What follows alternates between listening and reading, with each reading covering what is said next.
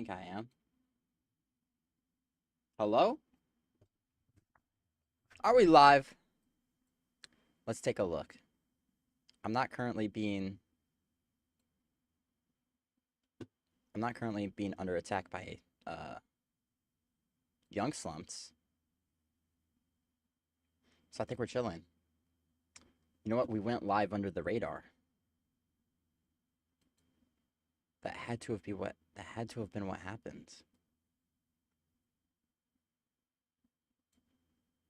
We've done it. We've done it. We went live under the radar. Wait, Medistra? Oh my gosh, wait. We're not under the radar. We got caught. Medistra. What is up? We're going to be watching some... I said we are going to do like a... I was thinking a movie night. So we're going to be watching some long movies on YouTube, bro. We're going to be doing like a movie morning. Well, it's nighttime because me and Young Slum stayed up all night and it's 4 a.m. still. Okay. So it can be considered a movie night still, bro. Trust. We can pull it off, bro. All right. We can get it done. We can get it done. You said the KK. All right. Bet that. Let me start the TikTok live. I'm not sure. Not sure how TikTok's gonna treat it. They might not like it, but we'll see. I'm gonna go ahead and try to do it as Hmm.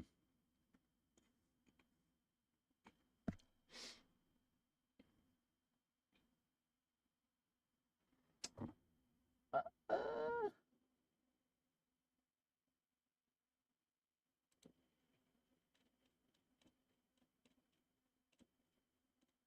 I'm gonna do gaming and then press other.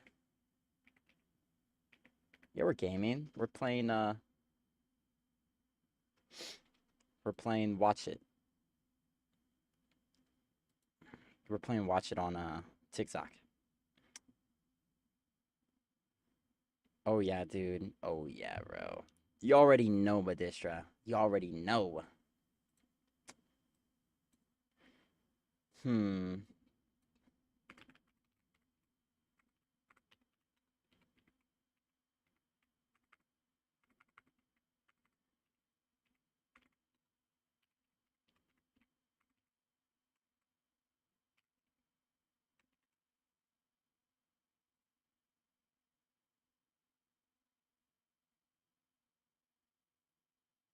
Okay. I think I got it right.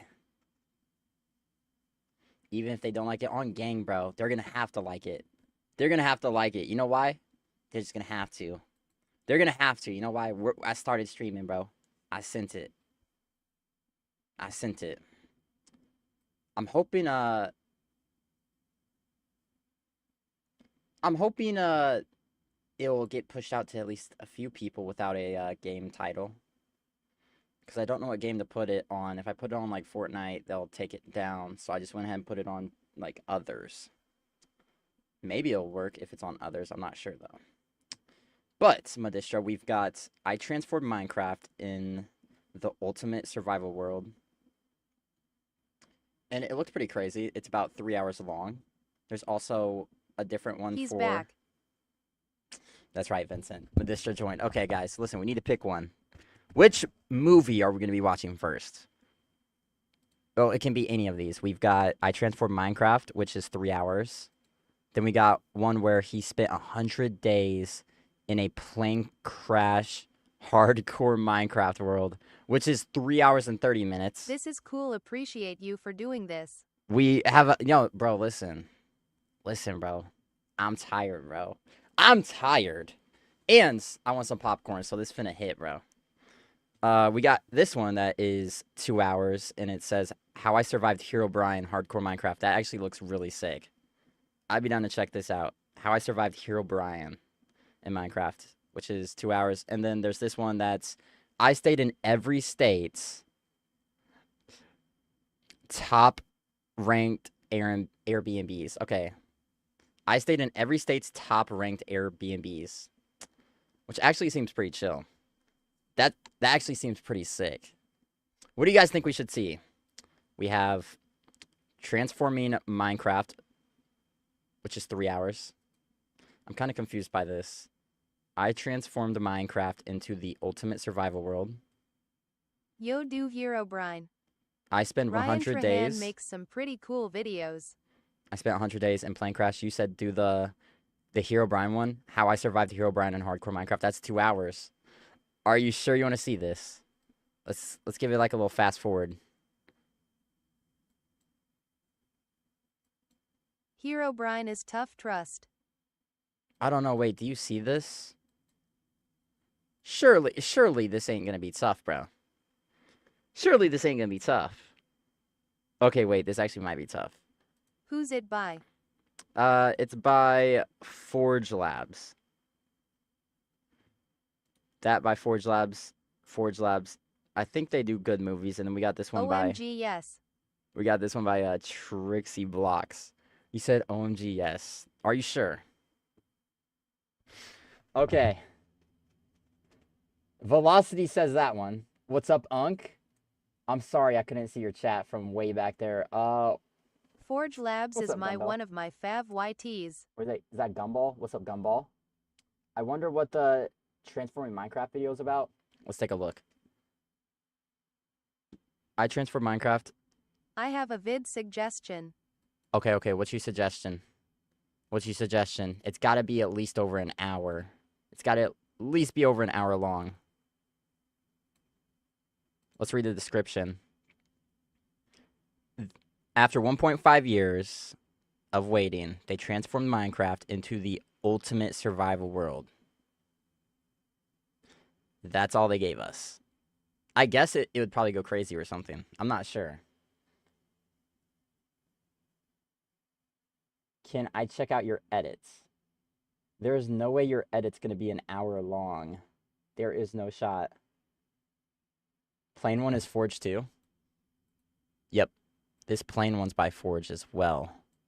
Oh my gosh. Wait. This might be gas.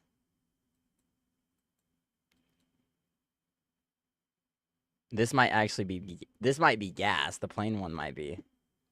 What you thinking? Do one of the Forge's trustees tough.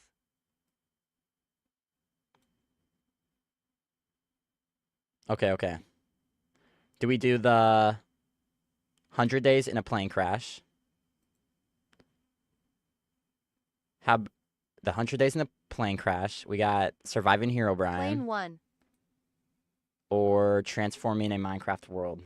Both will get you interested. Plain one. All right, Vincent said plain one. Where's that at? I watch him all the time. Either plain or transforming Mick World. Okay. Yeah, plain. All right, we'll try plain. Let's try it. Plain.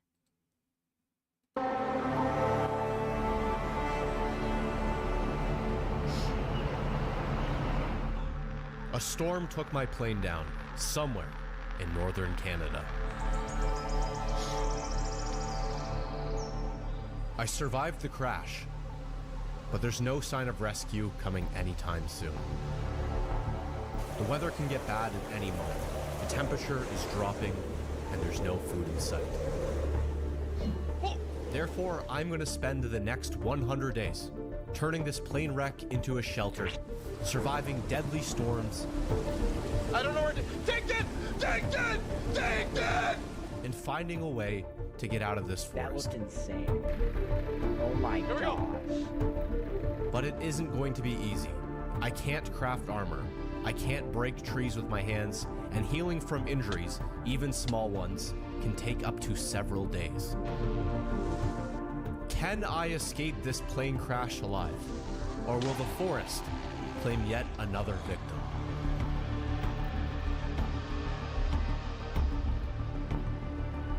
Yay, here we go, the lone survivor of a crashed plane. Or at least so I thought, because when I started walking around in the grass, I saw this. Yeah, like baby alligator. I don't think this thing naturally spawns in this biome, so I'm assuming someone on this flight was trying to smuggle an alligator on the plane. And I guess that means I'm not the only survivor anymore. Not alone out here. I genuinely don't know why an alligator is here. I did not plan for this, but hey, you know what? Say hi to Dinkton. Pet alligator. It's gonna be in this now. But there was a lot to do if I was gonna survive this. So I started looking around to see if there was anything useful that I could salvage from the plane crash. There was a few crates scattered around, so I was finding some leather, string, bread, some iron. There was a canteen, which would be useful for when I need to get water. I also found a backpack, which had some arrows in it, and a broken crossbow. I wasn't sure how the backpack worked. I tried to put it on, but I think this is the type of thing that you just leave on the ground and you can carry with you or something.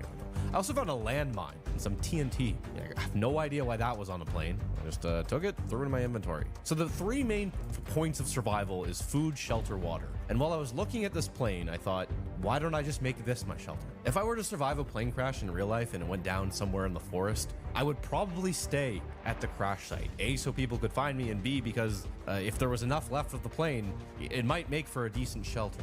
I want to keep this mildly realistic, so I gave myself a rule that I can't do anything to the plane that I theoretically wouldn't be able to do in real life. So I can't move the wing somewhere else or move the fuselage to a different spot. I have to just do little things to it. But even to do little things, it was going to require wood. And getting wood in this mod pack, it's not so simple. You can't just walk up to a tree and cut it down with your bare hand. So I had to figure out how I was going to get wood. Oh! Look at this thing.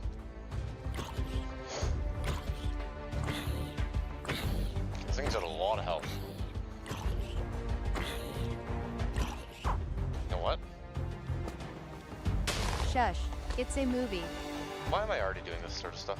I was afraid of zombies touching me for a bunch of different reasons. The biggest of which was keeping with this semi-realistic thing I was going with. I made it so that if a zombie touched me, there was a high likelihood that I would get sick. And I don't know how realistic zombies are in real life, if that would happen or not, but yeah, that's what I was doing in this. And not only that, but healing in this mod pack is incredibly slow. So just like in real life, if you're out trying to survive in the woods and you damage your hand a little bit, there's going to be severe consequences for that. So that's what I was doing. I don't know how I can say that after I just nearly blew myself up, though. So who do I think I am here?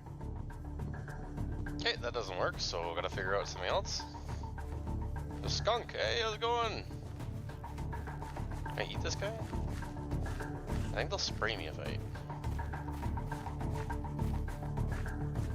Okay.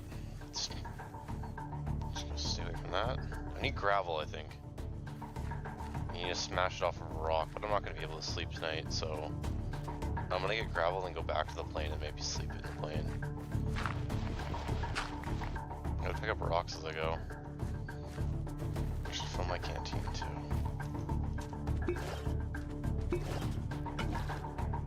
And I'm cold. Looks like there's some sort of light in here. Close this door. I just hope nothing gets in through here. There's nothing I can use for light in here. I went back outside and smashed the flint off the hard edges of the plane wing and got some flint shards from it. I'll be able to use these to make a knife, which will be useful for the next step towards getting wood. But for now, I just waited in the safety of the plane until morning. In the morning, when it was nice and light out and there wasn't anything weird going on out there, I climbed out of the plane and saw that, hey, look at this, Dinkton, he'd already grown. He's getting a lot bigger. I was looking for sticks in trees. Normally these things are very easy to get. You just hit a few leaves and you get a stick. But in this mod pack, the drop chance is so low that I was doing this for a while. Ow, ow, ow, ow, oh! I need these berries.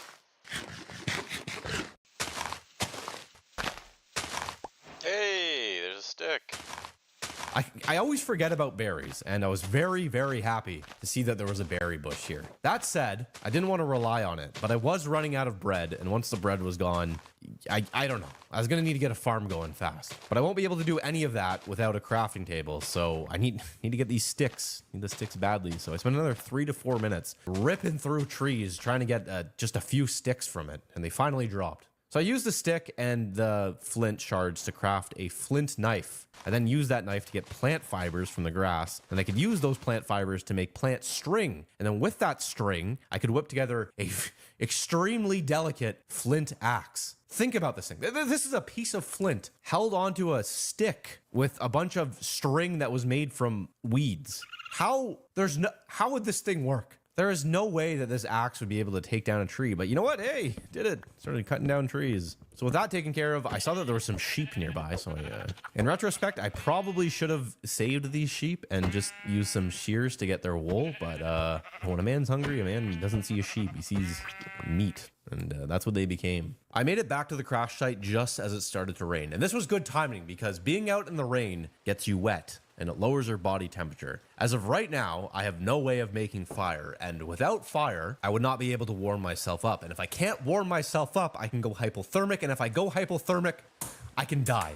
In this mod pack, something as simple as rain, in the right conditions, has the potential to kill you. If I'm gonna survive, I gotta take everything very seriously and be careful about everything I do. Right now, the focus was just getting wood. And as it turns out, there was still a bit more work to do before I could actually turn those logs into planks and make a crafting table to do everything that I want to do. Putting the logs into the little crafting area in my inventory was not turning them into planks. I tried putting the logs on the ground and then splitting them with an axe. That didn't work either. I read that you need to like turn them into like hardened wood that you could use and you need a campfire, but I couldn't make a campfire without a crafting bench, and I can't make a crafting bench without planks, so I started to get really confused about how to proceed from here. It seemed like I was hitting a wall, but as it turns out, it's because I had two conflicting mods installed. Both of them were designed to stop me from punching trees. And if I was going to turn these logs into planks, I was going to need to make an entirely different axe. It was still a flint axe, but it was a different one. I needed more flint shards and sticks.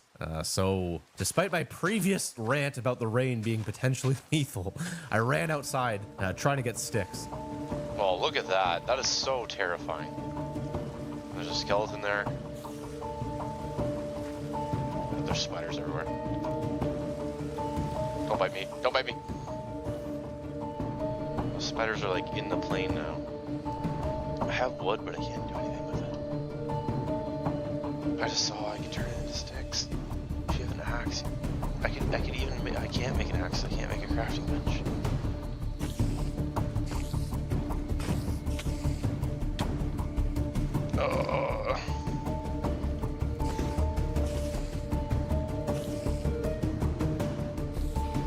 String. This doesn't help me at all. I was able to kill both the spiders, but I still needed sticks. I didn't want to go outside now that it was dark and storming, so I was just trying to grab them from the window or the emergency exit. I dream of sticks. If I could get over those sticks, ooh. Things I could do. Wait, maybe I can reach.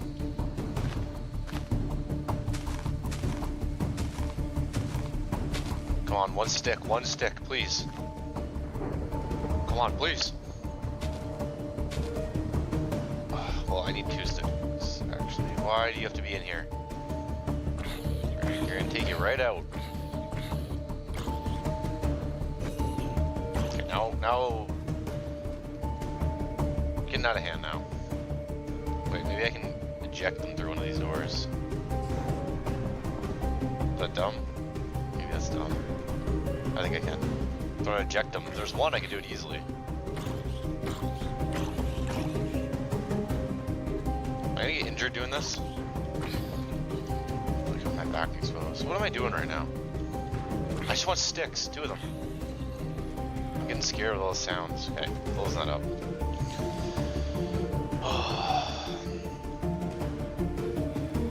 Put this here. Put this door and kill them. Okay, I didn't know they could get in here. This is what is going on with me right now. Okay, now they're inside and I'm outside. Apparently zombies can fit through one by ones now. Should have just killed them like normal.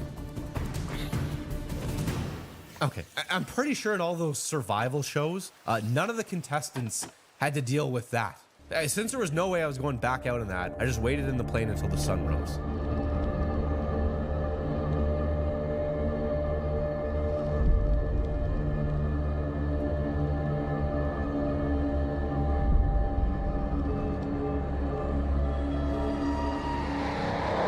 once I saw that beautiful sun coming up, I ran straight down to the river because at this point I was a very thirsty man and needed a little something to drink. While I was down here, I also filled my canteen. That way I don't need to come down to the river every single time I want to drink. At this point, this water's still dirty, but I'll be able to later, once I have a crafting bench, purify it. But for now, just a man drinking dirty water. But I still needed sticks, so I found a tree and started slashing at it again, trying to get a few sticks to drop out of it. And eventually they did. But that wasn't all, because I also now needed more flint shards. So I went back to the plane and began digging through gravel, trying to get just a few flint pieces out of it. But this was particularly frustrating because first I needed to get the gravel to give me raw flint. I then would take that raw flint and strike it on the floor, and then I would have a chance to get an actual piece of flint, which I could then use to strike on the floor again and have a chance to get one of the flint shards that I needed to make the axe that would let me cut the wood. It was a huge process, and it took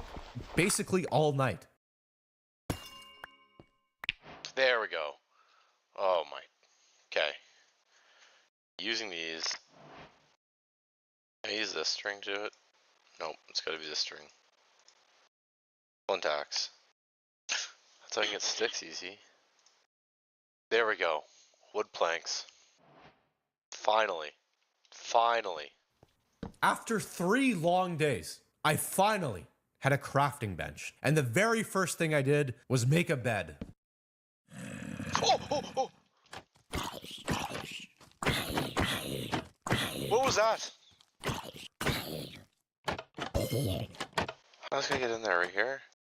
After that, guess I couldn't sleep because, look at this. Just laying in bed, looking around the room. You ever do this in real life? Try to go to bed, just look around and nothing happens?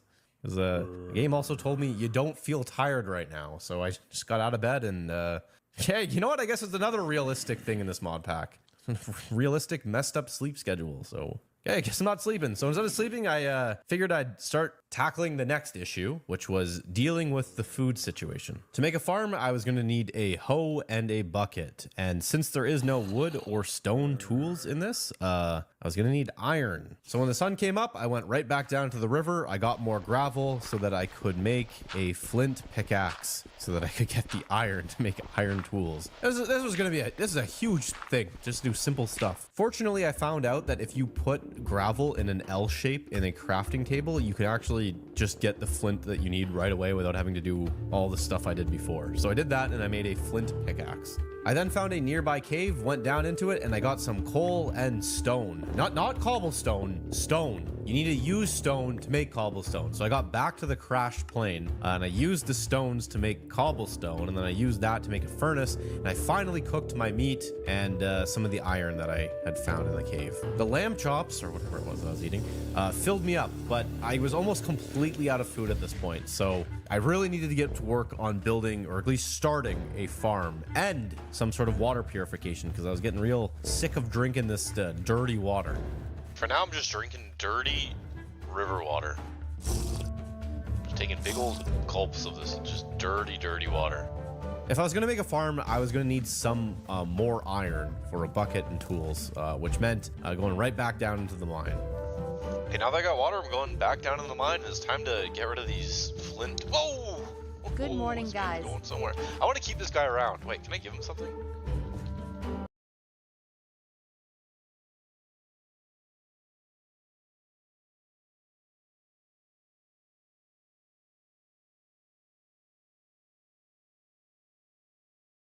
Roblox.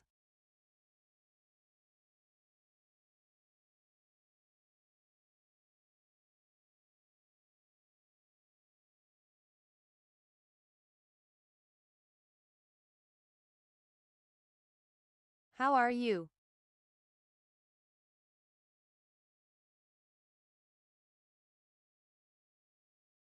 Oops.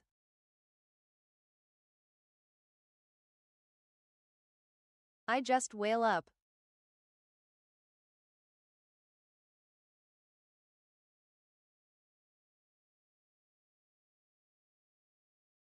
Yes.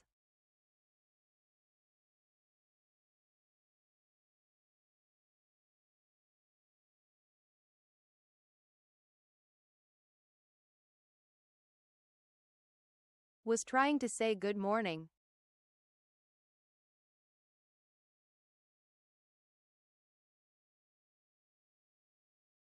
WHST is this movie?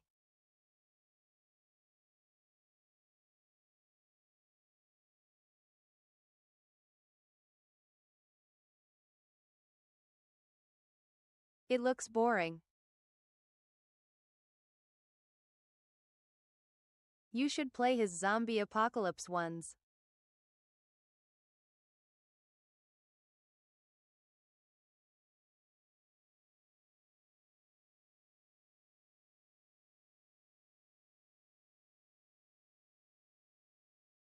Let's play Roblox. It's 'cause it's a realistic mod.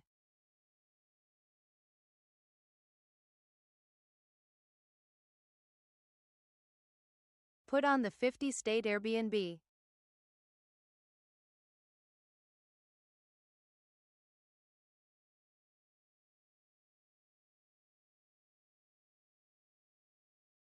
Ryan Trahan's videos are good.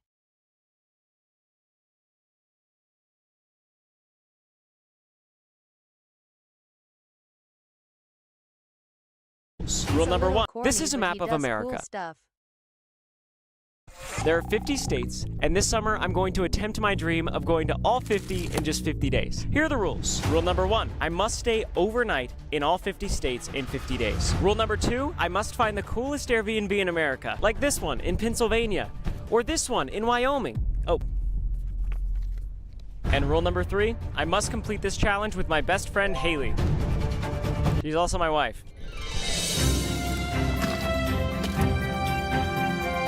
How long does it take to visit all 50 U.S. states? Anywhere from several months to a few years. Okay. We gotta go. We gotta go. Our first Airbnb is in our home state of Texas. It is quite literally a nut located just outside of Dallas. We made a quick pit stop at Buc-ee's, and finally, we made it.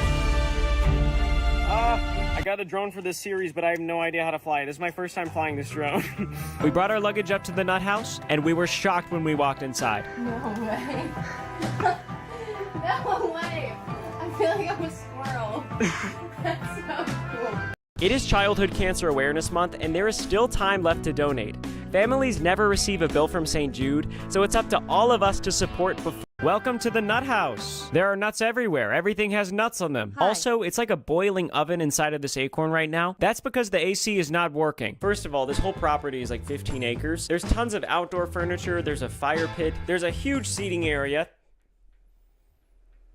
I don't know what else you could ask for when you're living in an acorn. This is like the coziest thing ever. If you're like me and you're wondering, hey, where's the bathroom? It's right over there. Haley and I walked down the trail to the bathroom, took a peek inside. Whoa. And then we proceeded to have the best day of our lives here in Texas at the Nut House. What? He jumped out. Baby frog? He looks like mud. Whoa! We even picked up Texas Roadhouse for dinner. It was so yummy, but now we've got to go to sleep to get ready for the next date and the next Airbnb.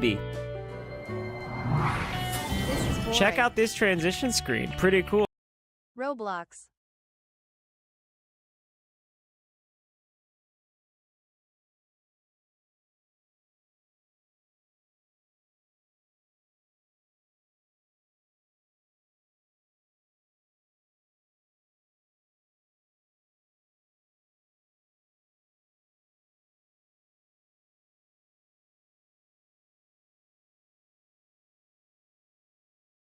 Faster? Homies smooching?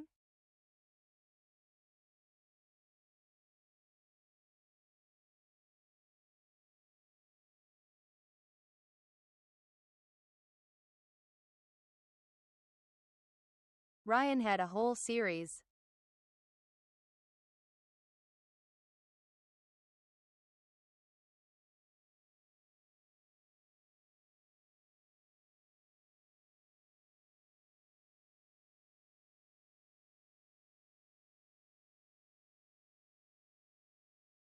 Ryan's the ghost, never boring lol.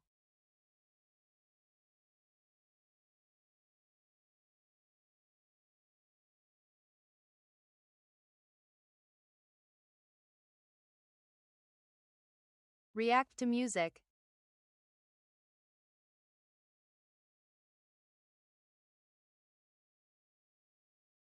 No.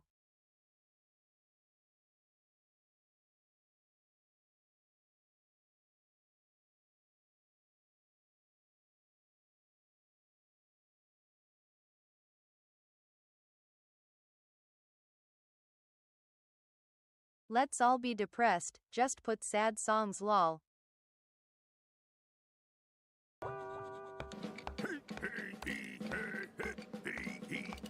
Now we all know what this Roblox. day is.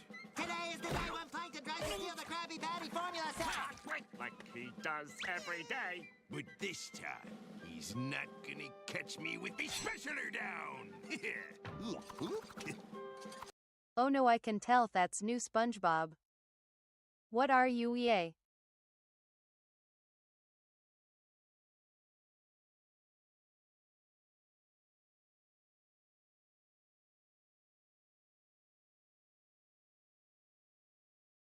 Look up Midwest Safety. Old SpongeBob's the GOAT. That's the account name. Gosh, Yes, do body cam. Do body cam videos. Look you Midwest Safety. They have the best body cam stuff.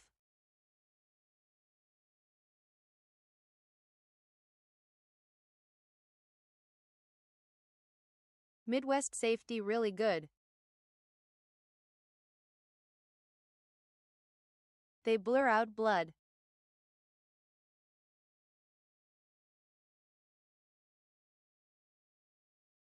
Just shots, maybe TT might care.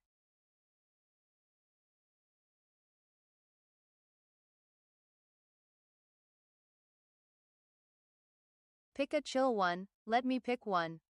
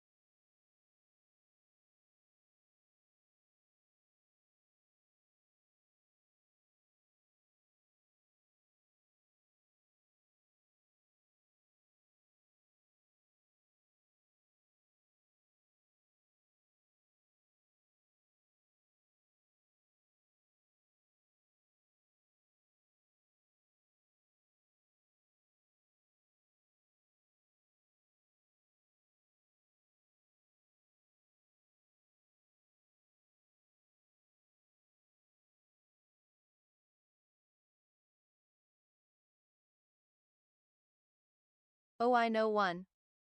Officers from the Marshfield Police Department in Wisconsin arrive at Walmart to look for a suspect actively stealing knives. The suspect is currently darting around to hiding spots inside the store as officers begin to search for him. Camel coat, blue jeans, camel backpack, and white shoes.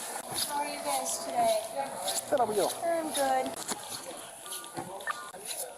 We're walking the store for now, looking for him. If you want to just stay by the exits. I believe it's camel coat, blue jeans, white shoes, and a backpack.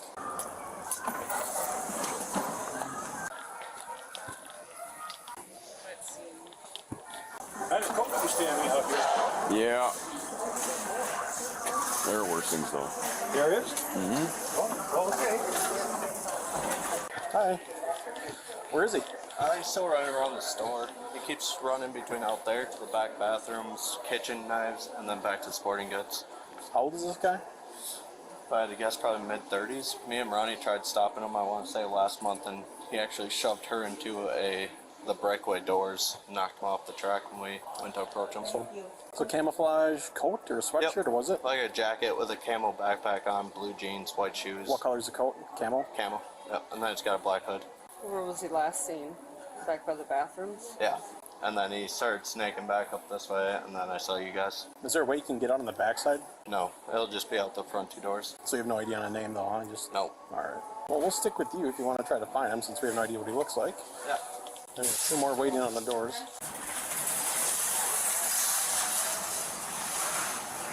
Hey. Might put it back to the back. Yeah. Right here? Hey, come here. Stop. Stop. He's running. What?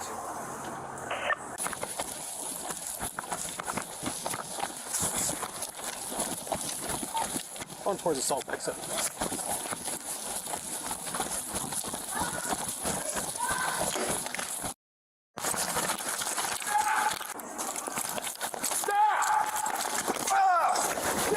I am up.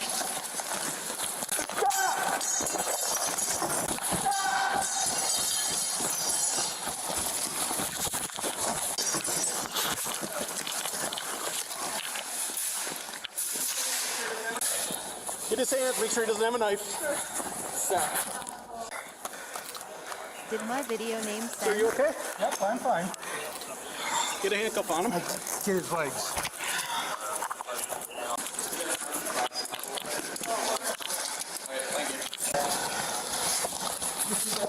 No, no, PS boring. No.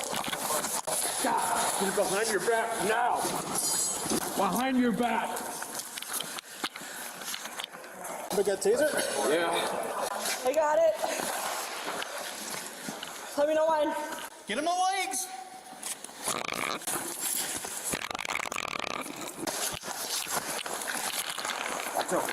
Hate him now.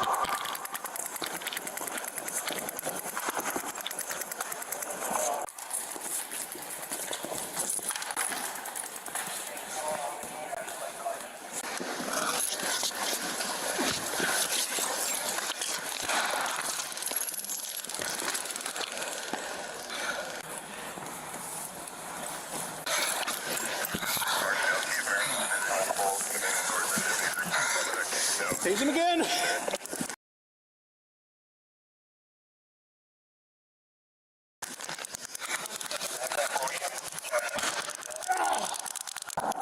Stop resisting! Forward Marshall, we need more minutes. What do you mean, what are they feeding? This dude isn't going down. Why isn't he going down?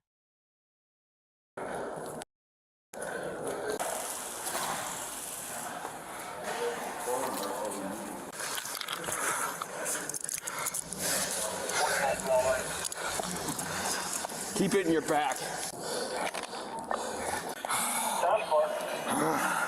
His hands out front here. Right here. Are you done?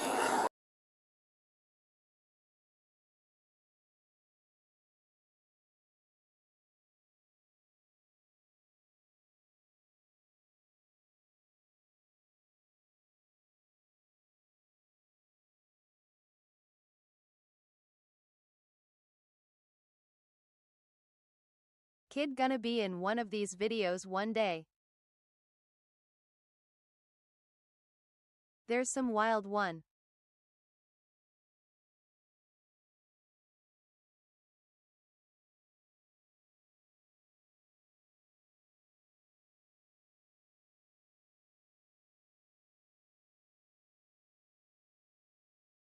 Watch mine.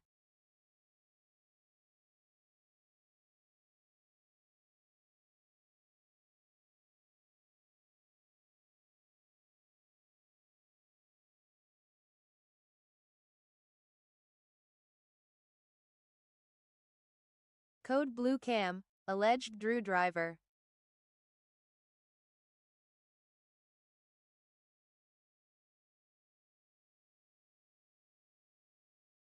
Why will it?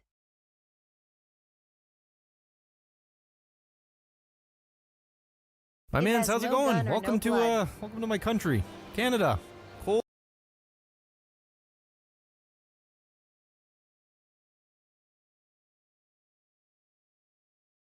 Cold place. You don't want to be out here. It's freezing.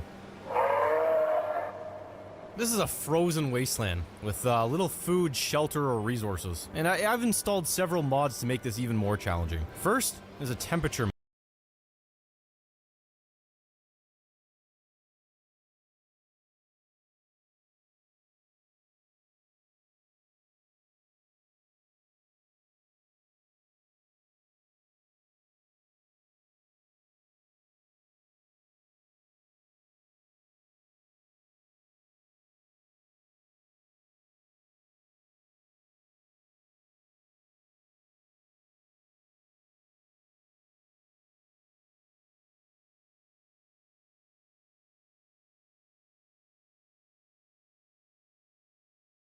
Trust do my video.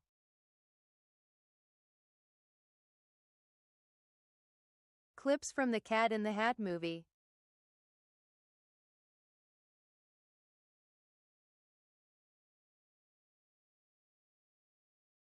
Just see the first few seconds.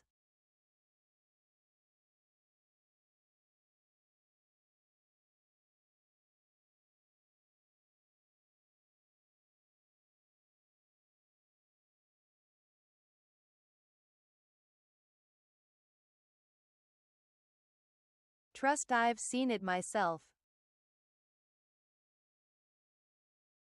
It doesn't have any blood or guns.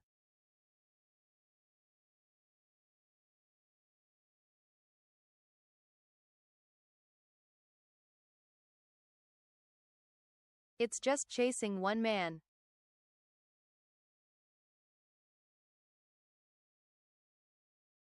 The Human Centipede.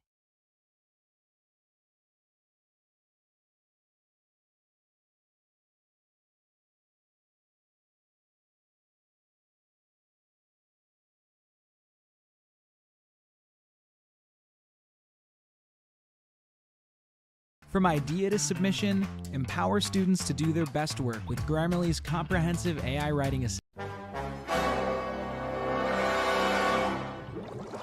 There's a detail in SpongeBob that forever changed how I see the show. One of Mermaid Man's running gags in the earlier seasons was for him to panic and cry out the word at the mere thought of evil. Except that's not exactly what it is. In Mermaid Man and Barnacle Boy 2, the heroes talk about villains with SpongeBob, and even run into two villains they had a history with. If anything would trigger Mermaid Man, it would be them. But Mermaid Man stays level-headed throughout the episode. So what is it that triggers Mermaid Man's panic attacks? It's the presence of one oddly specific character, Patrick Star. In the first Mermaid Man and Barnacle Boy episode, Mermaid Man gets triggered when SpongeBob and Patrick both visit them at the retirement home. Then SpongeBob goes by himself. And while Mermaid Man is senile, he doesn't panic. At the end of the episode, SpongeBob and Patrick are together again, and the heroes spend time with only SpongeBob in their second episode, so we know SpongeBob isn't the trigger. But then in Mermaid Man and Barnacle Boy 3, the episode where SpongeBob and Patrick are house sitting for the superheroes, Patrick jumps into the scene, and right on cue, the show seems to go out of its way to show us that there's a connection between Mermaid Man's panic attacks and Patrick being in his proximity, which is an oddly specific detail in a show without much consistency. And yes, I could write this off as happenstance, but why are Patrick and Mermaid Man the only two characters who know how to set Mermaid Man's utility belt to Wumbo?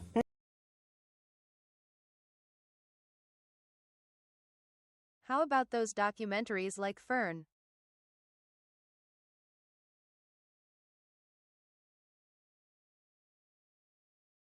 Tommy G.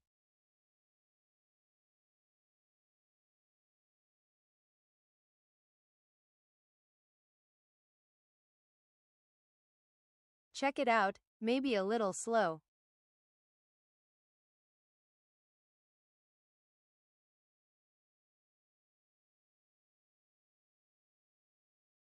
Fern is the YouTuber.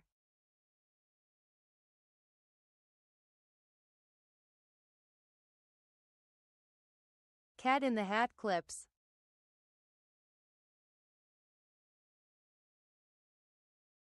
It's not about SpongeBob lol. PLZ.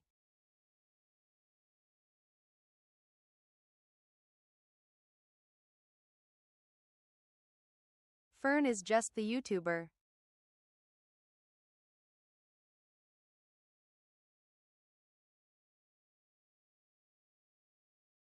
I'll send more gaming controllers. See if you like Fern's pages. I just want to see live action Cat in the Hat clips.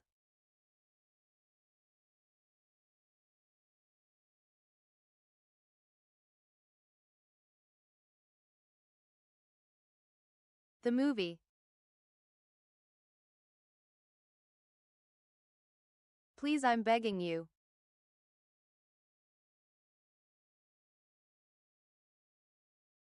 Just a couple clips. Please.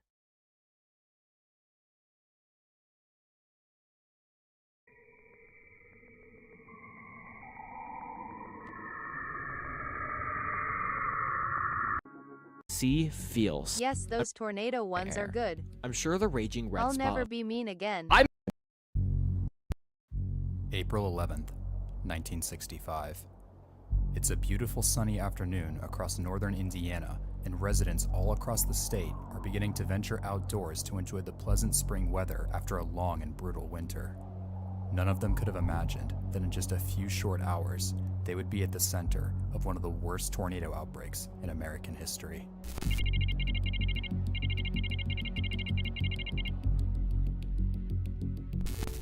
It's April 10th, and meteorologists working at the U.S. Weather I'm Bureau's gonna Severe breed you Local if you don't Storms play Unit, clips. or SELS, are monitoring a massive wave of low pressure called a trough that is moving in over the central United States, bringing with it a large zone of fast-moving winds in the mid-levels of the atmosphere. This powerful trough generates an unseasonably strong surface low-pressure system called a mid-latitude cyclone, drawing in not only warm moist air from the Gulf of Mexico, but also a layer of warm dry air aloft, originating from the desert southwest called the Elevated Mixed Layer, or EML. As these air masses begin to migrate to the northeast, the EML begins to overspread an expansive plume of warm moist air, placing a capping inversion, or lid on the atmosphere. This capping inversion is preventing the warm moist air near the surface from rising and forming clouds, allowing the sun to continue heating up the air near the surface and creating a very unstable atmosphere, with the amount of energy available for thunderstorms rising to over 1,000 joules per kilogram. At the same time, the rapidly strengthening surface low-pressure system is drawing in a powerful low-level jet of air rushing north, while the winds just above turn rapidly towards the east and spread apart with height, generating record levels of wind shear, measuring over 100 knots in the lowest 6 kilometers of the atmosphere. These meteorological factors are coming together to create a volatile atmosphere that will cause any storms that develop to organize into powerful, long-lived El Reno thunderstorms tornado with rapidly video. rotating updrafts called supercells, It's a more interesting capable of one. producing long-track, violent tornadoes. It's now 12:30 p.m., and the meteorologists at the SCLS office in Kansas City, noting that all the key ingredients of a devastating tornado outbreak have fallen into place over the Midwest, issue a severe weather forecast cat in the statement for hat northern clips. Illinois, eastern Iowa, and southern Wisconsin, noting the possibility of supercell thunderstorms capable of producing powerful tornadoes. And only a few minutes later, that terrible possibility would come true. Just before 1 p.m., a region of extremely fast-moving winds aloft within the larger trough called a jet streak overspreads the cold front into the open warm sector, and the capping inversion that has been holding down the powder keg of instability below it breaks, and Please, supercell kids. thunderstorms El explode Reno ahead of the Video cold front. Trust. The first tornado of the day would reach the Earth at 12:55 p.m. Central Standard Time, just northeast of Tipton, Iowa, and track for roughly 32 miles, obliterating numerous farms at violent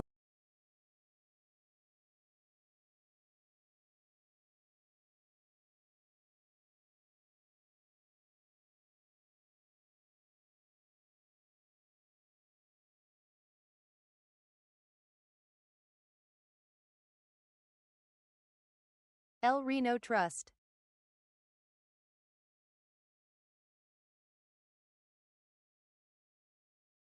Cat in the hat clips, bro, just a couple min.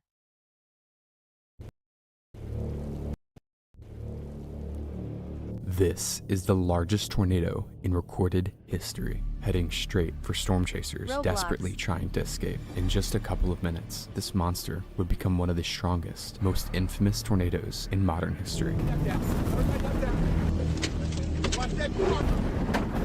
It's a good documentary. But how did this happen?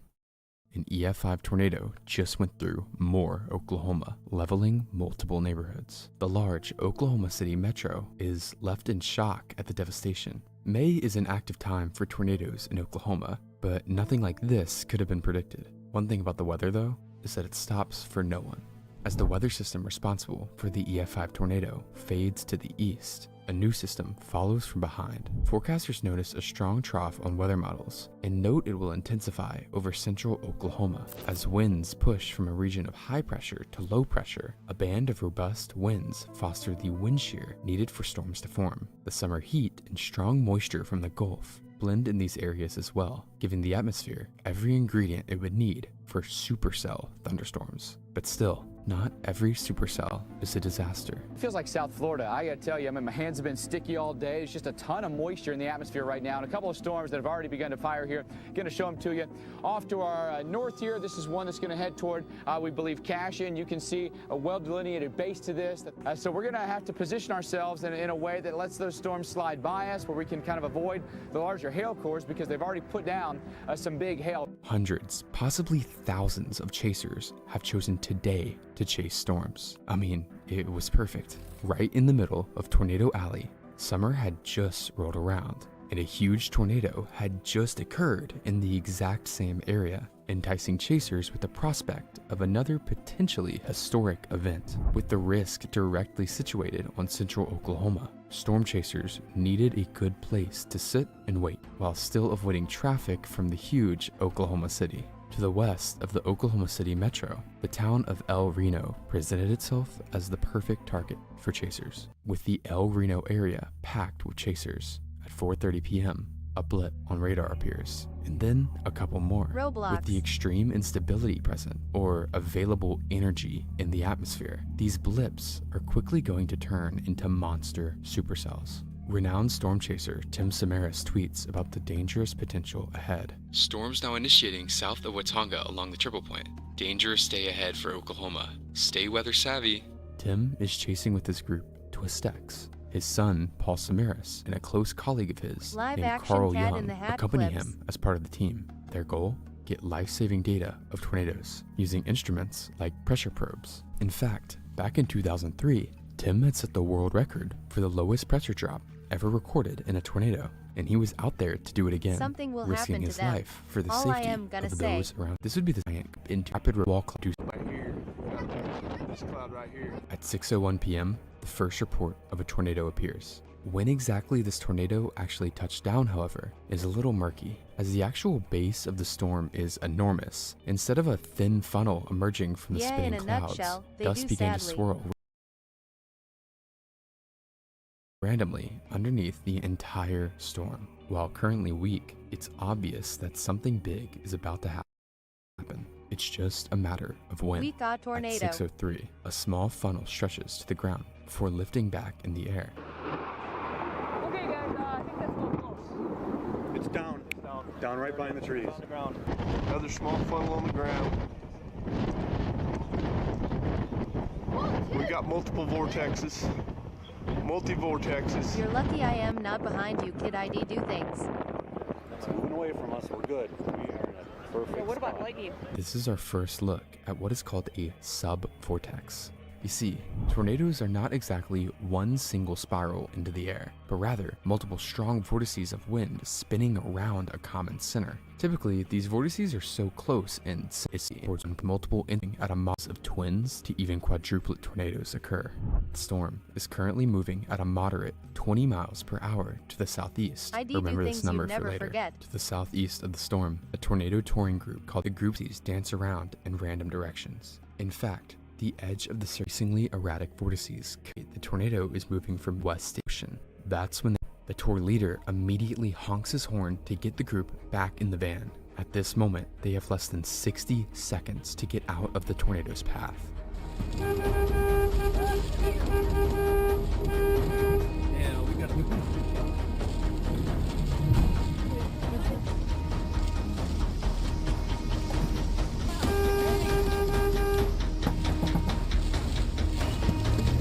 Get in now. Get in now. Shut that door. The tour group members jump into the vans, and the convoy bombs southwards to escape the tornado's path. Fortunately, they are able to outrun the vortex, a rare occurrence in comparison to others. The majority of chasers have positioned themselves to the south of the tornado. This is because a southeast motion to the hype called tornado, the erratic pops Brett, the chaotic movement of the tornado situation is if begin to batter. Maybe confusion correct the throwing when nearby they are just turning into deflection that's wide and for the sub what the very will so wind half them. The massive wedge tornado can be seen I in the believe center it'll of the show them screen in the air. with Team Twistex just up ahead, right next to the tornado. Unknown to the team though, they're in a very dangerous location.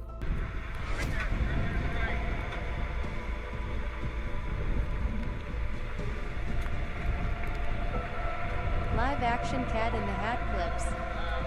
One part of this shows it. I forgot where.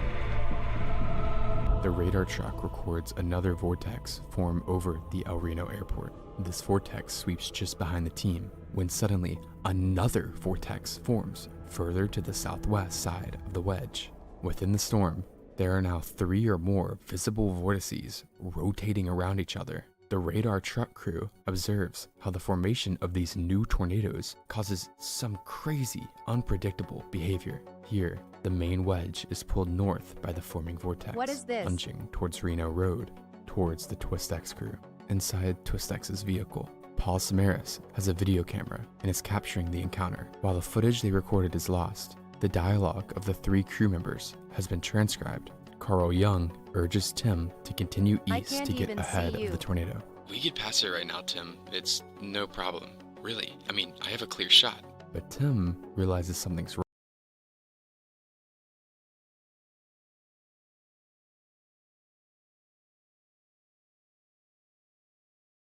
Live action Cat in the Hat clips. A monster? Where? A monster? I'm being told this. A monster? Where? That could have gone better.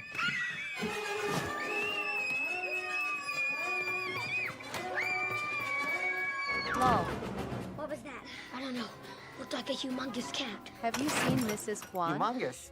I prefer the term big bone to jolly. Now, what are we hiding from? Kid a good boy. That was a giant cat. But that's impossible, isn't it? It's entirely impossible. Put Mrs. Kwan You Cat know, in I the like Hat this clips. hiding place a lot better. They'll never I'm find lying. us here. Lol. Scream and run. And away they go. Who are you? Who? Me? Why, I'm the Cat in the Hat. Who is this? Oh. That's my mom. Awkward. Yeah. Yes, this place will do quite nicely, actually. Yeah. Although those drapes are a train wreck. Oh. That movies as a kid was peak though. I know it is wet and the sun is not sunny, but we can have lots of good fun. That is funny. It's fun to have fun, but you got to know how.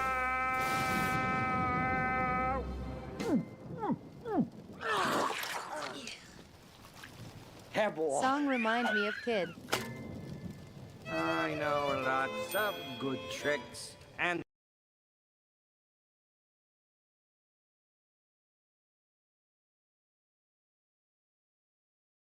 stop this right now! Who said that? Oh. Oh. I knew that milk would come back to haunt me.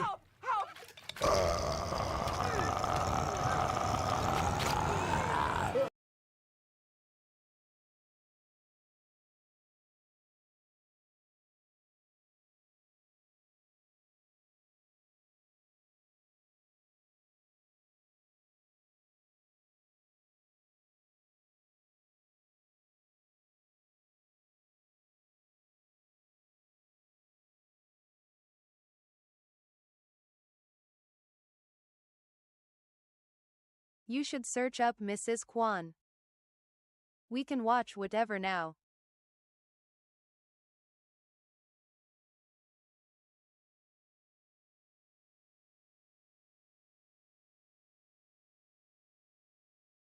Mrs. Kwan, just see her lol. Sometimes I eat bagels thinking about you, bro.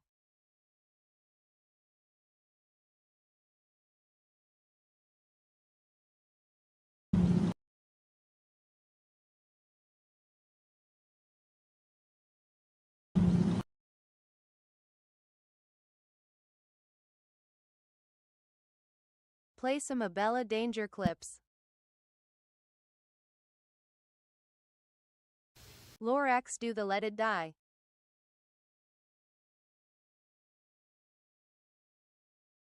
Lorax was peak. Overtime Megan.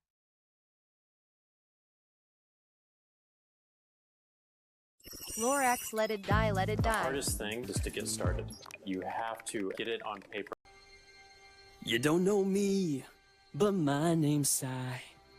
That I'm song just was the old peak. hair delivery guy. But it seems like trees might be worth a try. So I say, let it grow. My Our name sun is glows. Dan. And my name's like Rose. Our son Wesley kinda glows. And that's not good, so we suppose.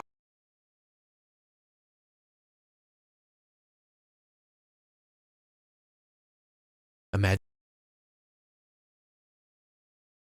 Let it grow, let it grow. Search up Mrs. Kwan.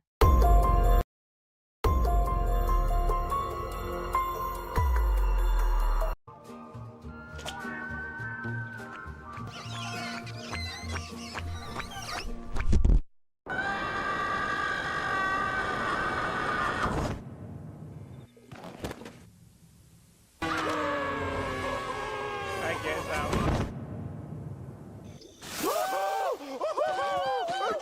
Again! Oh no, that didn't just happen. Please tell me that didn't happen. What happened? Where are we? We're lost. There's no way out. Stuck in the middle of nowhere with SpongeBob and Patrick. Mrs. Kwan, search her up, lol. Oh, why must every 11 minutes of my life be filled with misery? Why? Oh, cheer up, Squid. It could be worse. Yeah, you could be bald and have a big nose. Well, this is the end. No, it's not, Squidward. It's not? Come on, guys. We're gonna be fine. As long as we stick together. Remember.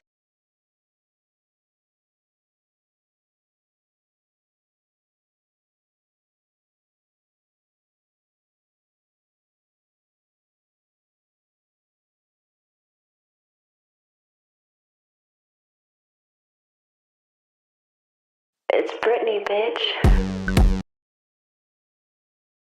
It's Britney, bitch.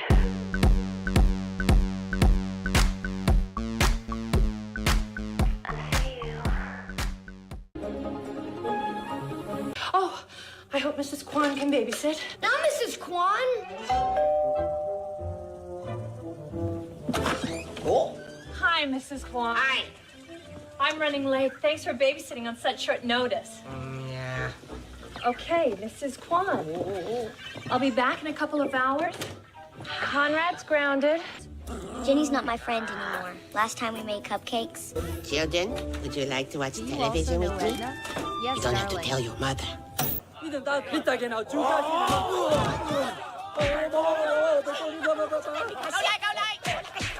You tell them, Guai Zheng. No more big government.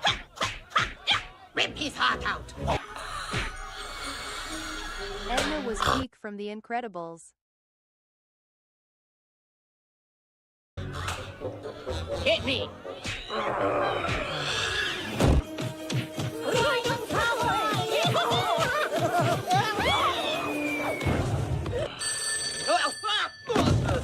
I'd have to buy some. Oh, those are children.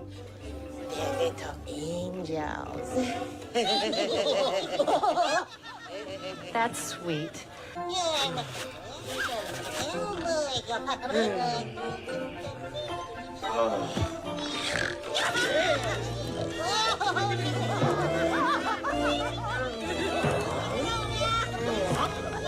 Where's Mrs. Kwan? Search up Edna being an icon. Here she comes.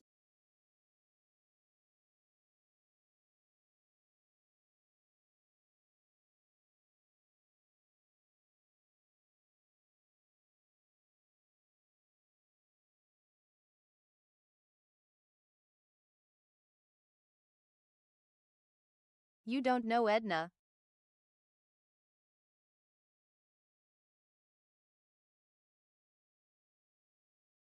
How dare you not know Edna?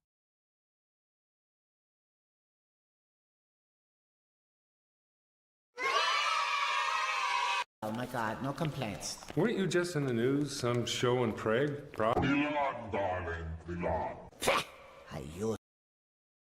Yes, darling. To design for gods. This is Mega Mesh, outmoded but very sturdy, and you've torn right through it. What have you been doing, Robert? This is a hobo suit, darling. You can't be seen in this. I won't allow it. What if I was suicidal? What do you mean? You designed it. I never look back, darling. It distracts from the now. You want to make me a suit? You push too hard, darling, but I accept. The cape and the boots. No capes. November 15th. His cape snagged on a missile pin. Boyfriend, come back! I'm 9 months pregnant and he's just gonna leave me. April 23rd, 57. Cape caught in a jet turbine. Girl looks so Gyna disgusted. guy, Lol. snag on cape. Oh! Splash Bye, down, bitch. sucked into a vortex. How much meat does kid have?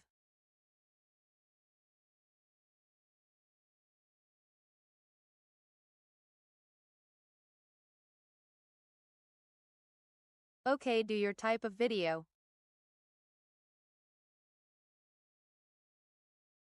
Today, I think you know.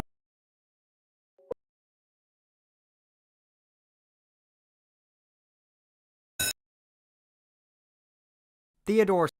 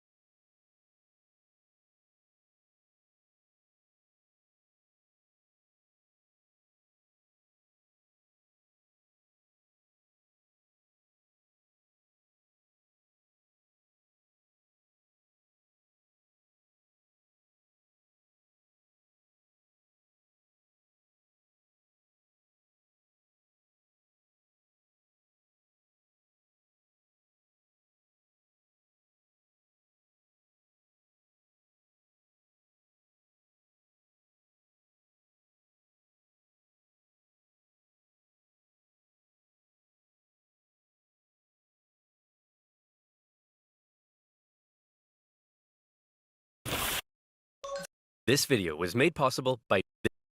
In Albion, no matter where you go or what you do, your mount will accompany you on your journey. Perhaps... This video was made possible by NordVPN. Click order at night. A bright full moon for y'all right here. There... It starts... There is a secret...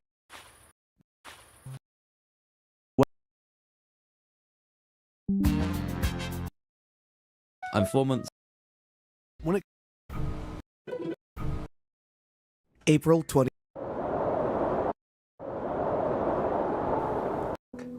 Or manifest. Squidward. After seeing a few pretty tornadoes, I did. After vanishing without... This is an E. This video was made possible...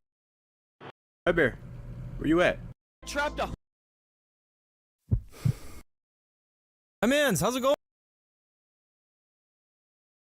Hi, Mans. Why not Fern? It's March. You're back. Luke here with the tsunami.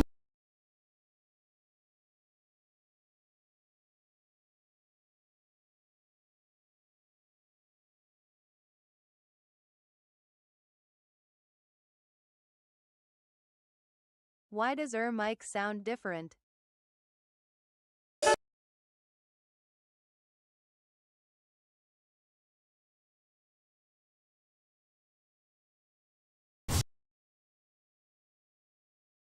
Now you sound normal.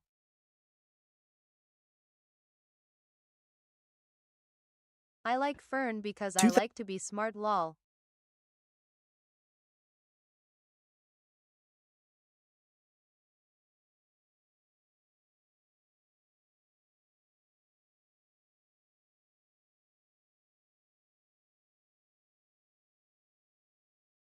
Show us a video of you doing Harlem Shake. Do Fern then, let's all be smart.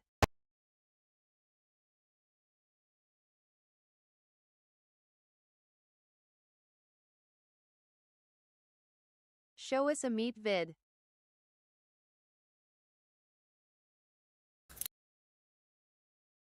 Brain rot want either lol.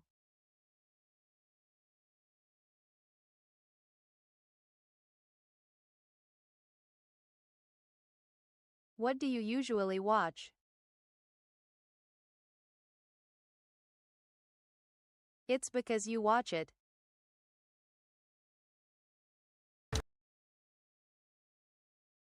Watch full episode of The Simpsons. Fern then, let's watch it.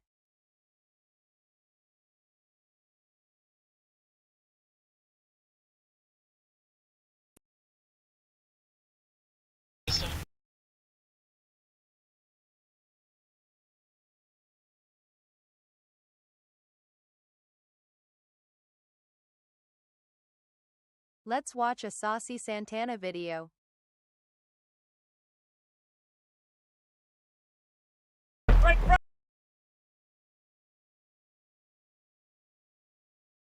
Dead Man Walking, the most iconic lore in tornado history. While potentially the most chilling observed tornado phenomena, the science behind it and deep-rooted origin makes it far more interesting than just pareidolia. Watch a tsunami video. Those are cool.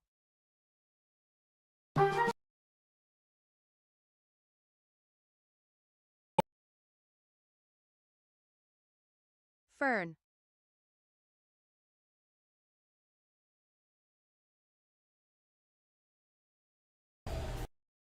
Trapped up. Bear, where you at? Hello, neighbor. Cleveland Brown highlights. This video. This is.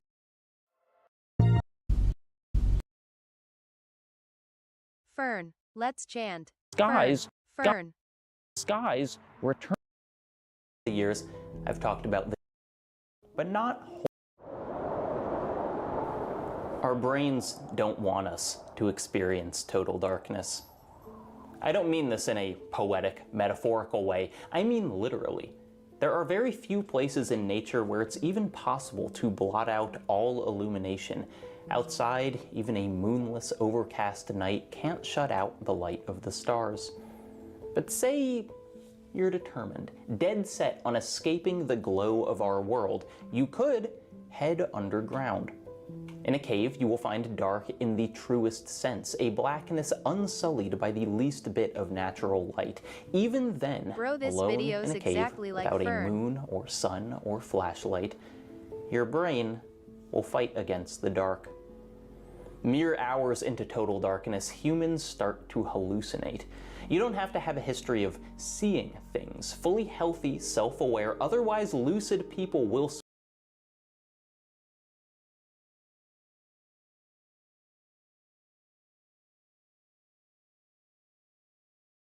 swiftly and dramatically start to hallucinate in true darkness. In 2004, researchers in Massachusetts blindfolded 13 participants for 96 straight hours, and yet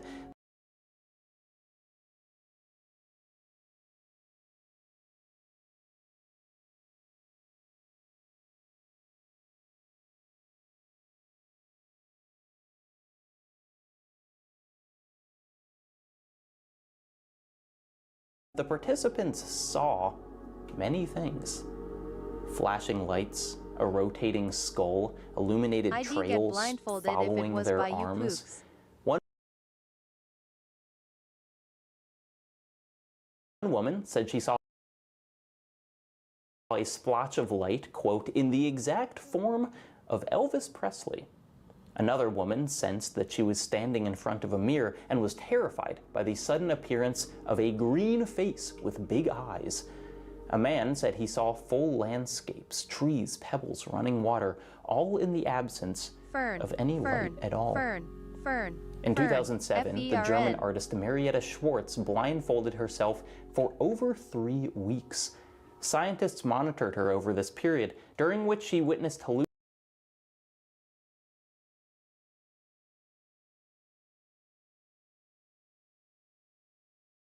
hallucinations as simple as leopard print and as complex as the opening credits to Star Bro, Trek. this video's less Scans of her interesting brain than Fern. indicated that she was not simply imagining these things, but actually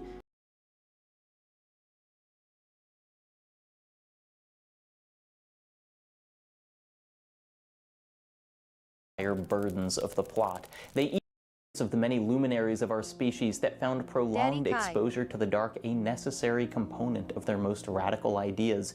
Pythagoras and Da Vinci, Muhammad and Elijah. Their journeys without light played a part in the ideas that defined them, the space, again, to dream. I think about the nearly impossible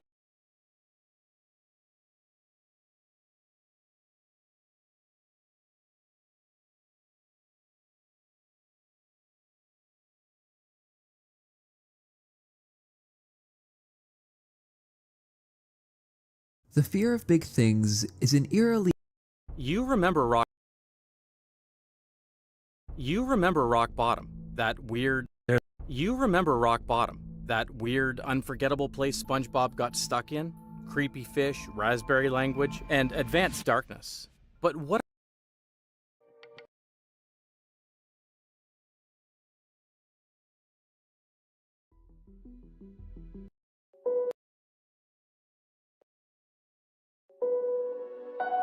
Theodore Seuss Geisel, aka Dr. Seuss, which Fern originally cannot be is banned. I'm on my way to a really cool grove of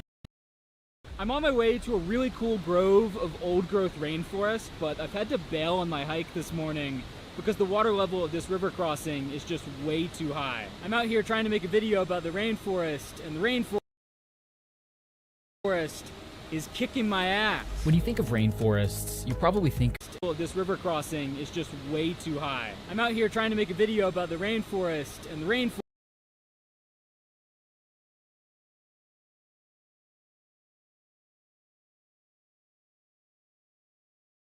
rainforest is kicking my ass. When you think of AI intro, Bros cooked. rainforests, you probably think of the Amazon or the Congo. These are tropical rainforests. The Appalachians are something much less common, a temperate rainforest. Most sources agree on a few main qualifiers. Lots of It's rain called a all year, well-produced not just video. during a rainy season. Cool, overcast summers, and a colder winter. And some other indicators, like the absence of wildfire or epiphytes, plants growing on other plants. From those conditions, we get a map of the temperate rainforest zone. The largest and most famous is in the Pacific Northwest, with other large chunks in Chile, New Zealand, Japan, the Himalayas, and some splotches along the western coasts of Europe. But if you squint your eyes, you'll see a tiny spot in the eastern United States. Squint harder and you'll see steep mountainous terrain, with peaks like Mount Mitchell and Clingman's Dome towering several thousand feet above the surrounding landscape. You'll see the Atlantic Ocean and Gulf of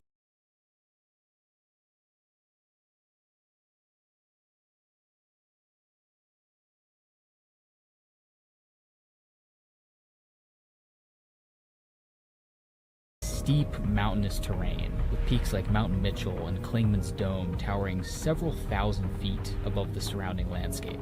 You'll see the Atlantic Ocean and Gulf of Mexico nearby, sending large storms and weather systems that smack into these mountains, dropping as much as 220 centimeters of rain each year. And you'll see the result, a dense forest home to more than 20,000 species, hundreds of trees, thousands of plants and fungi, more than 500 mosses and ferns. A handful are only found here, and new ones continue to be described. This is one of the most biodiverse ecosystems on Earth, but also one of the most rare. This forest is only an echo of what it was millennia, centuries, even decades ago.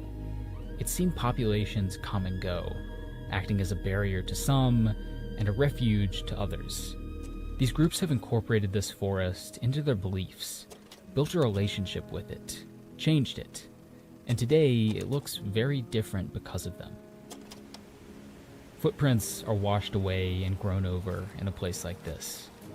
But if you know where to look, What's this you video? can find them. I'd like to show you why this rainforest has meant so much to so many. And I'd like to show you what it means to me today.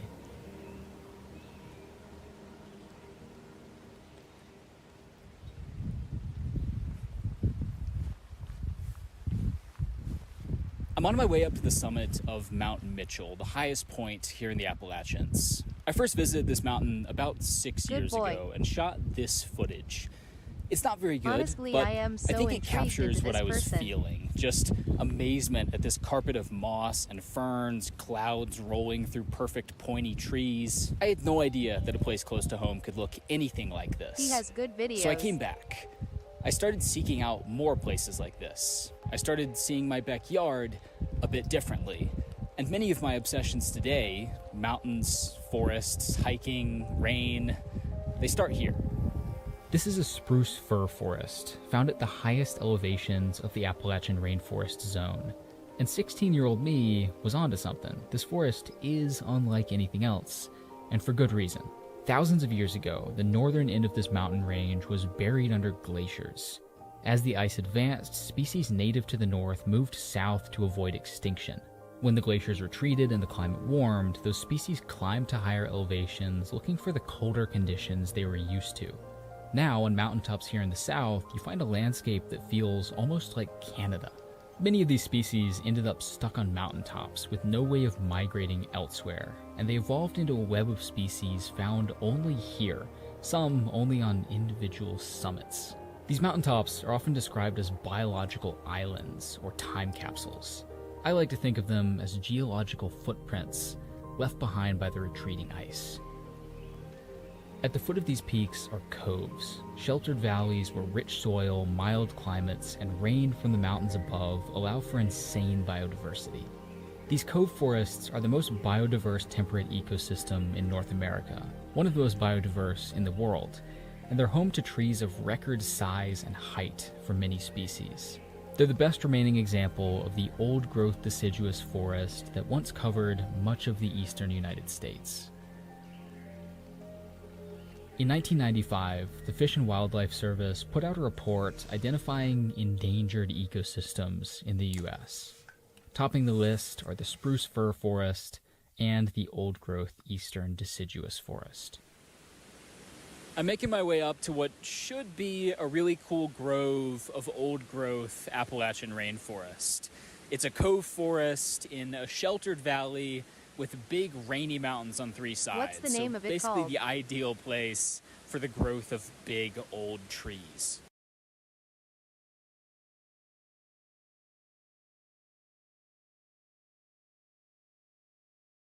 Mapped and populations growing on the coast, white settlers began setting up shop in the mountains.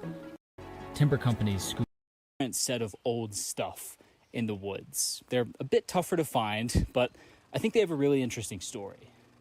In 1914, the logging railroad on Mount Mitchell started letting tourists pay to ride to the top. Thousands of people visited the summit. Promoters wrote some. By the end of the military arrest of their extensive network of footpaths.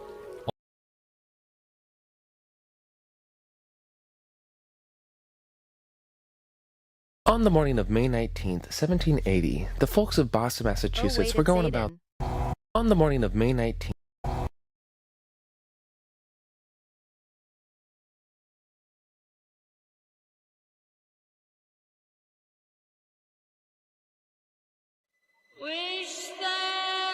Of all the animals to have been lost to time, none have generated as much.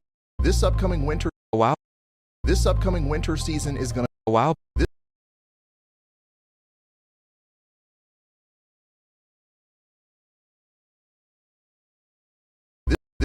This upcoming winter season is going to be really interesting because right now, all around the globe, there are major weather pattern changes going on. And of course, we've talked about this before. Like dropping a giant boulder into a river. That boulder forces all the water, and in our case, we're talking about the jet stream and storm track, to flow around it in a very predictable way. It pushes everything north, giving us cold and snowy winters I farted.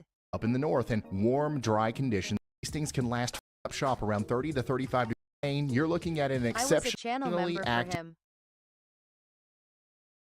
flipping negative. And that's when crap's going to hit the fan. A negative NAO means blocking patterns near Greenland. Activity looks to be around February What are through you March. watching? So don't get fooled by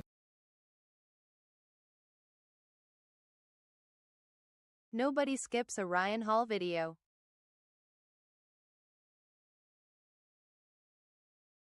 Polar Oh. vortex events. There's going to be 1 or 2 times throughout the winter where it's going to get noticeably colder. Maybe even a few records might be broken in the northern extent of this area.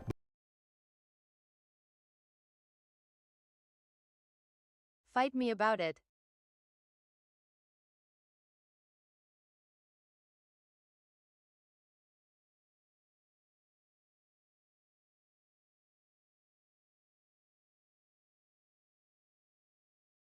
Wow. But you skipped his video, lol.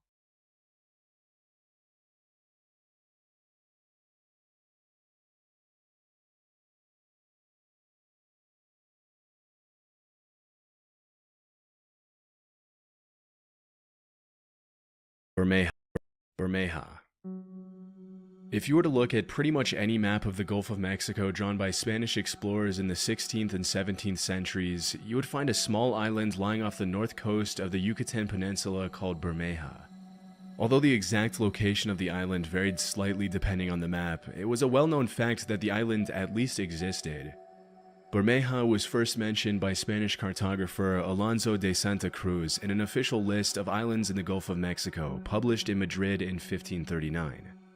Alonso de Chaves, another Spanish cartographer, once wrote that from a distance, Bermeja looked blondish or reddish, which is where the island's name came from. A couple of hundred years later, in the mid-1800s, French-Mexican cartographers published reports stating that the island of Bermeja had started to sink. By the late 18th century, Bermeja was no longer featured in many maps of the area, and the last time it showed up on an official map was in the 1921 edition of the Geographic Atlas of the Mexican Republic. In the late 90s, the American and Mexican governments started negotiations to determine the boundaries for the exploitation rights of oil in the Gulf of Mexico. If the Mexican government could find the island of Bermeja, that would expand Mexico's oil drilling rights way further into the Gulf. Around that time, the Mexican government conducted 3 official investigations to find the island, armed with state-of-the-art ultrasound technology and all kinds of modern tools to locate it. Mysteriously, they couldn't find any trace of the island, and according to spokespeople from the Mexican Navy, it was as if the island had never even existed. A year after the Mexican Navy failed to find Bermeja, a Mexican senator named Jose Angel Cioncielo, who was one of the most fierce advocates for the expansion of Mexico's oil drilling territory and the island's existence, was killed in a car accident on a Mexican highway when a semi-truck slammed into the right side of the car. His death quickly became the fuel for a conspiracy theory, according to which the CIA had blown up the island to further an oil-fueled American agenda. Of course, this theory is a bit of a stretch, and some of the other more logical theories that surfaced regarding the disappearance of the island are much more likely to be true. One possibility that researchers seem to favor is that the island sunk after an earthquake or underwater landslide, which led to a further series of explorations in 2009 to see if the remains could be found at the bottom of the ocean. However, despite the even more advanced technologies that were used during that year's official investigations, the ultrasound exploration of the ocean floor revealed absolutely nothing but a sandy ocean bottom. Speculation that the island had never existed once again started circulating online and in the news, leading many people to adopt it as the truth. After the failed explorations in 2009, Julio Zamora, president of the Mexican Society of Geography, claimed that the existence of the island of Bermeja had probably been faked by early Spanish explorers to throw off other explorers and military rivals from other countries. This would make sense, as it was common practice to make slightly inaccurate maps back then for the sake of strategy. Another possible theory is that the island could have been drawn by one cartographer in the wrong location by mistake and replicated dozens of times over the centuries by other unaware cartographers. Still, some researchers think that due to the very precise descriptions of the island's physical appearance, Bermeja probably did exist, but in another location. Despite the abundance of theories regarding the mysterious island's location and existence, 15 years after the last exploration of the last known location of Bermeja, the truth is still a mystery and will probably remain that way forever.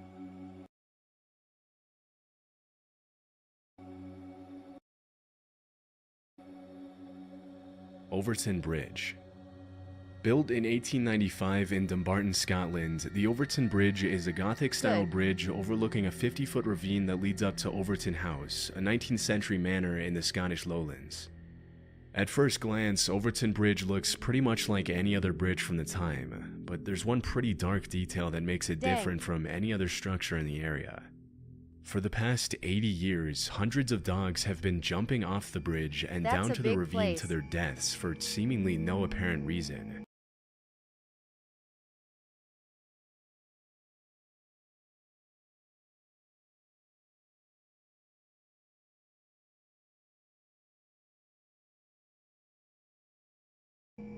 Sometimes the dogs survive the fall and are left with debilitating injuries, and according to some reports, there have even been instances where dogs allegedly jumped off the bridge, survived, ran up the slope, and then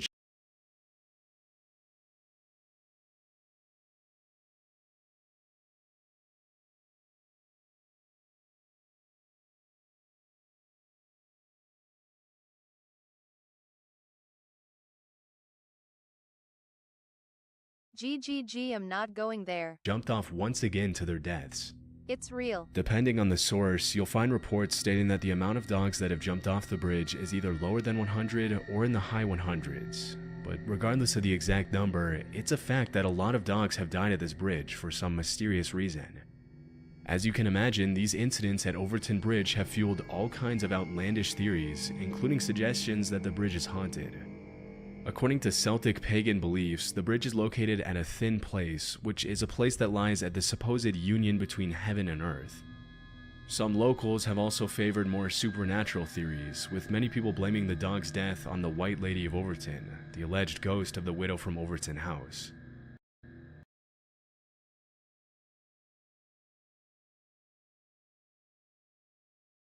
Another popular theory among the locals is that the dogs are being affected by negative residual energy from a tragic event that took place in 1994, in which a 32-year-old father threw his baby off the bridge, claiming that his child was the Antichrist. Following the tragic murder, the father was declared insane and locked up in a psych ward. But even with all the more outlandish theories that have gained traction in recent years, some researchers have come up with more plausible explanations for the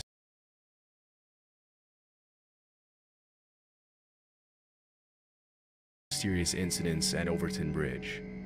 In 2006, animal behaviorist David Sands investigated the bridge and suggested that the dogs are probably detecting the presence of wild animals below the bridge with their keen sense of smell, which makes them chase after the smell and inadvertently jumping to their deaths. This would make sense, as according to official statistics in the area, minks began breeding in large numbers in the 50s in Scotland, and most long-nosed dogs seem to favor the smell of mink over any other small animal, including squirrels. From my research, most of the dogs that have died at the bridge are long-nosed breeds. Also, because the bridge has tapered edges, from the dog's point of view, the edge looks more like a flat plane, safe for running and chasing after small animals. So, while there will probably continue to be speculation about paranormal activity at Overton Bridge for many years to come, it's much more likely that the dogs aren't intentionally taking their lives and are simply falling to their deaths on accident while chasing the odors from other animals. Abandoned Viaduct Petrobras. In the 1950s, the Brazilian government began a project to build BR-101, Brazil's longest highway spanning almost 3,000 miles. In the 1960s, construction began on a segment of highway called the Viaduct Petrobras that was meant to cross the Brazilian jungle to connect Rio de Janeiro and Santos, São Paulo. 16 years after construction started, the segment of highway that crossed the jungle was due to be connected to an already existing part of the highway to finish the project. However, due to Brazil's economic crisis, plans changed at the very last minute, and instead of connecting the viaduct to the existing road, the highway was linked to a different coastal route. As a result, the Viaduct Petrobras was left abandoned in the middle of the jungle, and to this day, the Brazilian government has done nothing to remove it or reuse its parts. Standing over 130 feet tall and almost 1,000 feet long, the structure features fully built tunnels, retaining walls, and a gigantic concrete foundation, which has slowly been swallowed by the jungle as the years have gone by. To an outsider, the Viaduct Petrobras looks like it was taken out of the city and dropped in the middle of nowhere in the South American jungle for no reason, giving off an admittedly eerie atmosphere. Even though the Viaduct Petrobras seems pretty wasteful, the out-of-place structure is now a pretty popular tourist destination for curious travelers and locals wanting to catch a glimpse of the abandoned concrete giant. Kola Super Deep Borehole.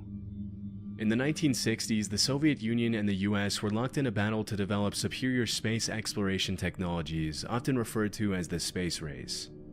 But what many people don't know is that the two countries were also competing to drill as close as possible to the center of the Earth. As is often the case, the motivation behind the drilling was mostly to find oil and valuable minerals, but from what I found, developing machines that can get close to the center of the Earth would also help understand the causes of earthquakes and volcanic eruptions at a much deeper level. In 1958, the US government launched Project Mohall to collect a sample from Earth's mantle by drilling to the bottom of the ocean off Guadalupe Island in Mexico. Do you support America? Over the next 8 years, they drilled over 600 feet into the seabed, but in 1966, the House of Representatives had to discontinue the project because it was getting too expensive. 4 years later, in 1970, it was the Soviet Union's turn, and they drilled their hole close to the Barents Sea just outside the Norwegian border in a city known as Murmansk, Russia. At the time, the Soviets' goal was to drill as far down as possible, which researchers hoped would be a little over 9 miles. Unlike the US, the Soviets were a little more successful with their attempt and managed to drill way deeper into the Earth's crust, which resulted in the creation of the Kola Super Deep Borehole, also known as the world's deepest man-made hole. With a total depth of over 40,000 feet, or around 7.5 miles, the Kola Super Deep Borehole is deeper than the Mariana Trench, and its depth surpasses the height of Mount Everest. As the project progressed, the scientists realized the temperature was much higher than expected at every point below 10,000 feet, and at around 7.5 miles below the surface, the drill reported a temperature of almost 360 Fahrenheit. This was way higher than the 212 degrees Fahrenheit the scientists had predicted at that depth. So even though the Soviets had broken a record with the Kola borehole, they too had to discontinue the project in 1992 due to increasing rock densities and crazy high temperatures. And in 2005, the drill was shut down and the hole was sealed for good. However, that wasn't the end of the story, and there's a slightly more disturbing reason why people remember the Kola Super Deep Borehole. In the late 80s, a strange story started circulating in several Christian Finnish newspapers, which reported that a group of Soviet scientists had drilled a hole to the center of the Earth and had allegedly lowered an extremely heat-tolerant microphone into the hole. Through this, they supposedly heard a series of extremely disturbing, tormented screams coming from the bottom of the well. Throughout the 90s, the story spread to other countries, until even American newspapers were running it. As the story gained popularity, sound files with the supposed audio of the tormented screams from the center of the Earth started appearing everywhere online, with allegations that the screams came from tormented souls stuck in hell. As it was later revealed, the original recording of tormented screams was made from a loop of various sound effects and the soundtrack from the 1972 movie Barren Blood. From this point forward, it was pretty much common knowledge that the screams were fake. However, it is a fact that some pretty disturbing sounds have been heard coming from the Kola Super Deep Borehole, along with other super deep boreholes. However, it is a fact that some pretty disturbing sounds have been heard coming from the Kola Super Deep Borehole, along with other super deep boreholes. In 2013, Dutch artist Lotte Gieven traveled to the 30,000-foot deep KTB Super Deep Borehole in Germany, where she lowered a microphone protected by a thermal shield to see if she could pick up any sounds at the bottom of the well. Interestingly, a mysterious deep rumbling sound that scientists couldn't explain could be heard through the microphone, which in the artist's own words, some people thought sounded like hell, while others thought they could hear the planet breathe. Even though the sound is pretty cool to hear, even if a little haunting, the consensus among scientists is that the sound comes from layers and layers of rocks rearranging themselves after being moved around by the drill that made the hole. Potomsky Crater.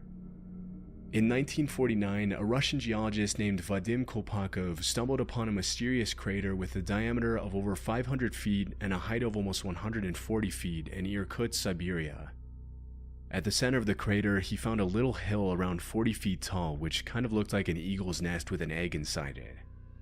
Curious to find out what was inside the crater, Kolpakov made plans to climb the mound and take a look inside to confirm his hypothesis that the crater had been caused by a meteorite. But the locals warned him that Fire Eagle Nest, as it's become known all over the world, allegedly possessed evil powers, and whoever stepped inside it would be dead soon after. Dismissing the insistent warnings as superstition, he climbed the mound, but failed to find any rock samples that supported his meteorite hypothesis.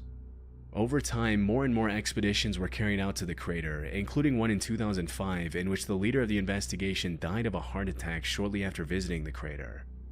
Based on the findings of recent explorations, scientists have ruled out volcanic eruptions, nuclear explosions, and impact from a meteorite as possible causes for the crater. In the absence of a solid answer, some have started coming up with all kinds of theories to explain its origin, including the possibility that a UFO landing made the crater. Others have linked the crater to the Tunguska meteorite, the remains of which have never been discovered. One of the things that makes it so difficult to determine the origin of Fire Eagle Nest, or Kolpakov Cone as it's now popularly known, is that the crater frequently changes shape, which suggests that whatever caused it is still affecting it to this day. The only thing scientists know for sure is that the crater is around 250 years old, which they gathered from the rings on the trees growing on the mound. Strangely, it's been scientifically proven that the trees closer to the crater grow much faster than normal, which is similar to what happened in the forests around Chernobyl after the nuclear disaster. The lack of solid explanations, coupled with the weird tree phenomenon, has been fuel to the fire of outlandish conspiracy theories about underground nuclear plants and nuclear-powered UFOs buried beneath the crater. To this day, scientists still haven't determined what caused Kolpakov Cone to appear, and no asteroid fragments or metal parts have been found in the crater to support some of the theories people have come up with over the years. As of today, the most logical explanation is that the mound could have been caused by the underground release of hydrogen fluids and heat from a nearby gas volcano. This could have caused changes in the size of tree rings, which would explain why scientists thought they were growing at an abnormal rate. Still, despite the more convincing explanations that have surfaced over the years, the origin of Kolpakov Cone will probably remain a mystery for many years to come. Villa Epicune. In the 1920s, a small tourist village about 400 miles from Buenos Aires, Argentina, called Villa Epicune was built along the shore of Lago Epicune, a salt lake touted for the health benefits and therapeutic effects of its mineral waters, which were said to be beneficial for rheumatic conditions. Quickly turning into a weekend getaway for Argentina's upper class, the town soon had a functional railroad station and a population of about 1,500 with a capacity to accommodate around 5,000 additional visitors at its peak in the 70s. Due to its popularity as a weekend getaway for Argentine city dwellers, a lot of money was poured into Villa Epicune to expand its accommodations and make it as comfortable as possible for visitors. However, it seemed not a lot of resources or attention was dedicated to the containment dam that separated the lake from the town. Unfortunately, on November 10, 1985, the containment dam broke during a storm and a series of unusual strong winds. For 2 weeks, the water rose at a rate of half an inch per hour, until eventually the containment dam was completely destroyed by the water, after which all the locals had to abandon their homes and businesses and leave behind Villa Epicune. Over the following days, the flood drowned the town over 30 feet underwater, and it wasn't until 25 years later in 2009 that the waters began to recede and now show the eerie remains of the town, which now looks like something out of a dystopian movie. From above, you can see the original layout of the streets of Villa Epicune, along with its many businesses and the houses 1,500 people called home. With its overgrown trees, rusty post-apocalyptic appearance, and ghost town vibes, Villa Epicune now draws in tourists and photographers from all over the world who want to get a glimpse of the ruins of the once bustling getaway town. Due to the high levels of salt in the water that once flooded the town, most of the buildings in Villa Epicune are covered with a thin white residue, giving the town an even more creepy appearance. One of the more interesting facts about Villa Epicune is that even after it was completely destroyed by the water and flooded for more than 25 years, as soon as the water receded in 2009, one of the locals, then 81-year-old Pablo Novak, decided to come back home and live out the rest of his days in Villa Epicune. Out of the original 1,500 residents of the town, Pablo was the only one who came back. As the lone inhabitant of Villa Epicune, Novak was officially named a cultural ambassador of the town in 2020. But unfortunately, in January 2024, Pablo Novak passed away at the age of 93, leaving the town once again completely abandoned.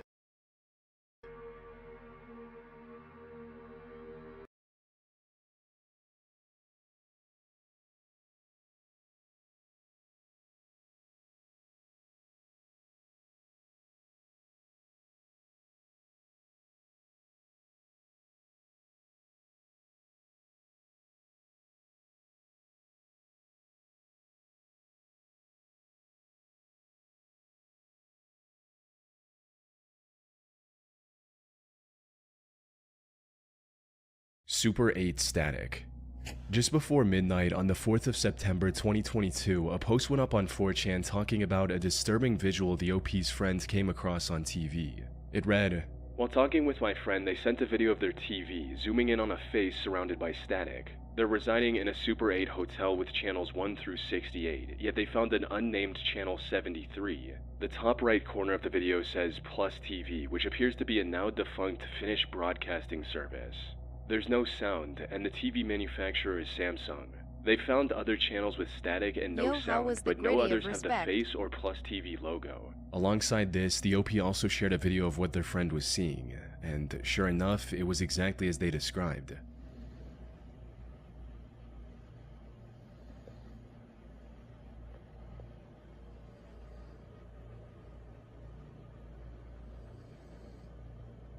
A few minutes later, they also uploaded a picture of the channel guide for the hotel their friend was staying at. It listed 68 channels, providing that the very existence of the 73rd channel was an anomaly in and of itself. Naturally, this thread went viral within hours, with hundreds of users trying to figure out the answer to the mystery. A mystery that only deepened further when the friend that was staying at the hotel got directly involved with the conversation. "Hi, a friend of the OP here. If anyone actually has any idea what this could be, I'm curious to know. I'll be checking again in the morning to see if the channel's still there. It's 12 AM right now and it's the same thing.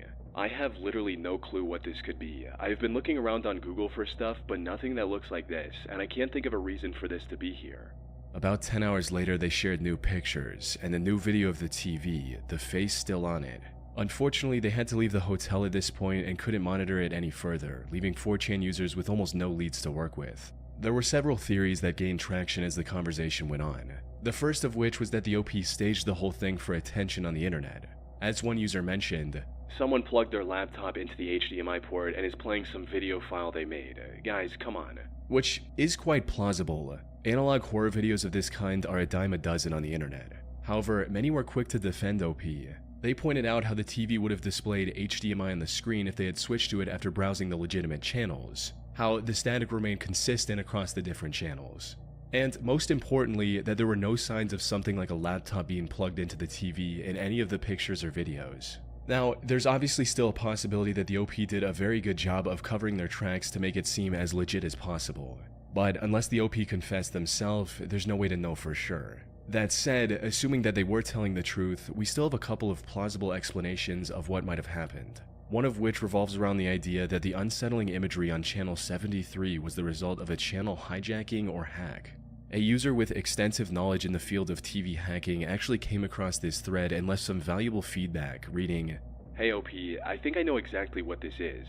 So, back in the day when analog TVs were more common, there was a nefarious hobby for nerds called TV pirating. This is where you hijack an unused low-frequency channel from nearby and can broadcast whatever you want on it. I used to do it quite often in Topeka, both on TV and radio. Anyway, it's still common in some places, although harder to not get caught or be shut down automatically in a matter of seconds. So, what TV pirates do now is run a very low-quality test with static and a symbol in the center to broadcast a recognizable symbol and test if it works, while also being an inside joke to other TV pirates who they may know online or IRL. Put simply, someone else staying at the same Super 8 hotel likely hacked into their TV networking system and broadcasted this low-quality but still recognizable image for nothing but fun. This would also explain why there were more than 68 channels on the TV. Presumably, the hacker enabled them and then used one of them to conduct his experiment, since if they interrupted one of the normal channels, there was a higher chance that someone from the hotel staff would find out sooner and shut them down. Even the OP's friend, who witnessed the disturbing imagery firsthand, agreed that this was the most likely explanation. However, the TV hacker theory is a bit far-fetched for some, which is where an even more grounded explanation from a Reddit user comes in, stating, "I noticed that logo in the corner, and I'm starting to think it's legit. Hotels have their own modulators for their TV systems so they can combine stations from multiple sources, satellite, OTA, internal, etc., and assign the channels as they see fit. Modern ATSC or IP-based systems are fairly expensive, so it's still common to see cheaper places holding on to their old analog infrastructure like what we see in the video. Anyone that's old enough to remember the days of analog TV knows that it isn't an all-or-nothing affair like modern digital TV. An analog signal will gradually fade into the snow as the signal weakens. So I'm thinking the motel used to have more channels available in the past. Someone probably left the cable hooked up to the input for channel 73 with the other end unterminated. This dangling cable could act as an antenna and pick the signal from another channel connected with a poorly shielded cable. It's a weak signal being picked up by a crappy antenna in a system that wasn't meant to be used wirelessly, so not much picture is going to make it through. In this case, the face and the logo were the only parts bright enough to make it through. I bet if OP flipped through all the channels, they'd find one with the same logo in the corner. As for the origins of the creepy face, there are several theories on that as well. To some, it reminded them of the floating head imagery in the music video for Burning Down the House by a band called Talking Heads. One user also enhanced the otherwise low resolution, which to some made the face look like a portrait of Arnold Schwarzenegger. Unfortunately, no one was able to figure out exactly where the original image came from. The 4chan thread stayed active for about 9 days. But when no one was able to find any concrete answers, most users lost interest and moved on, leaving the mystery of the Super 8 static channel unsolved to this day. Something I've caught myself doing way more often than I should this day's site be here on the Christmas present. On the 20th of December 2018, a post appeared on the B or random board of 4chan with a vague statement from OP reading, "Be here in B 23/12/2018, GMT +1. You don't want to miss this." One user asked for more information, writing, "What am I in for?" To which the OP gave a rather ominous reply stating, "Let's just say it's my Christmas present for you." The OP went dark after posting this reply and didn't make any other posts until 3 days later, just as he promised. "Sorry guys, 2 beers left and I will go for it. It will ruin my life for years, so I need to get some courage."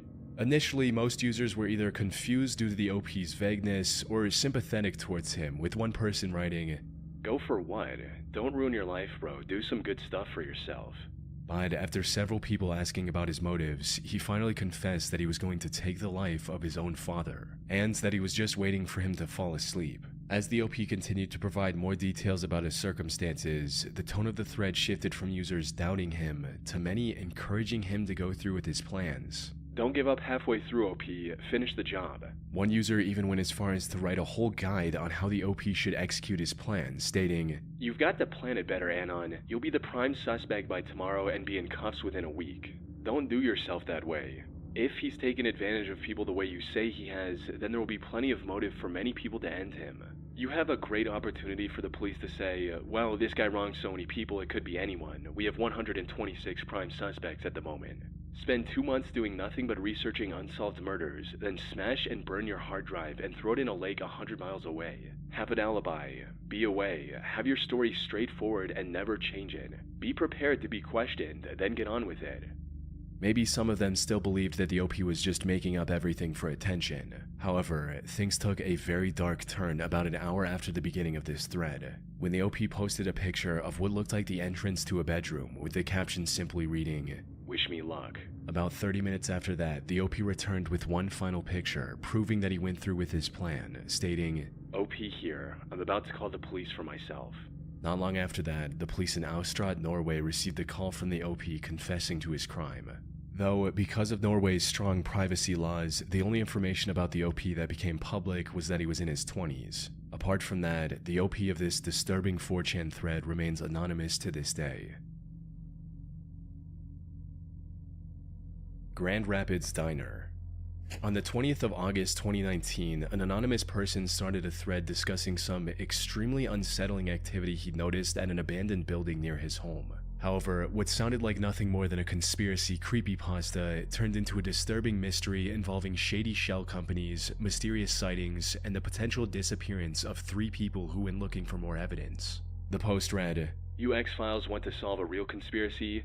1634 Coit, Grand Rapids, Michigan was once a popular restaurant called Isaac's that opened shop in the mid-1990s. After the owner Isaac died from lung cancer, his widow and son kept it running for a few years before ultimately closing down and selling the building in the early parts of 2014. A strange couple in their 40s purchased it shortly thereafter with the intention of turning it into a coffee shop. They painted the exterior, put a lamp in the middle of the building, taped garbage bags over the windows, and that's how it sat until present day. It was in the fall of 2015 when weird stuff started happening.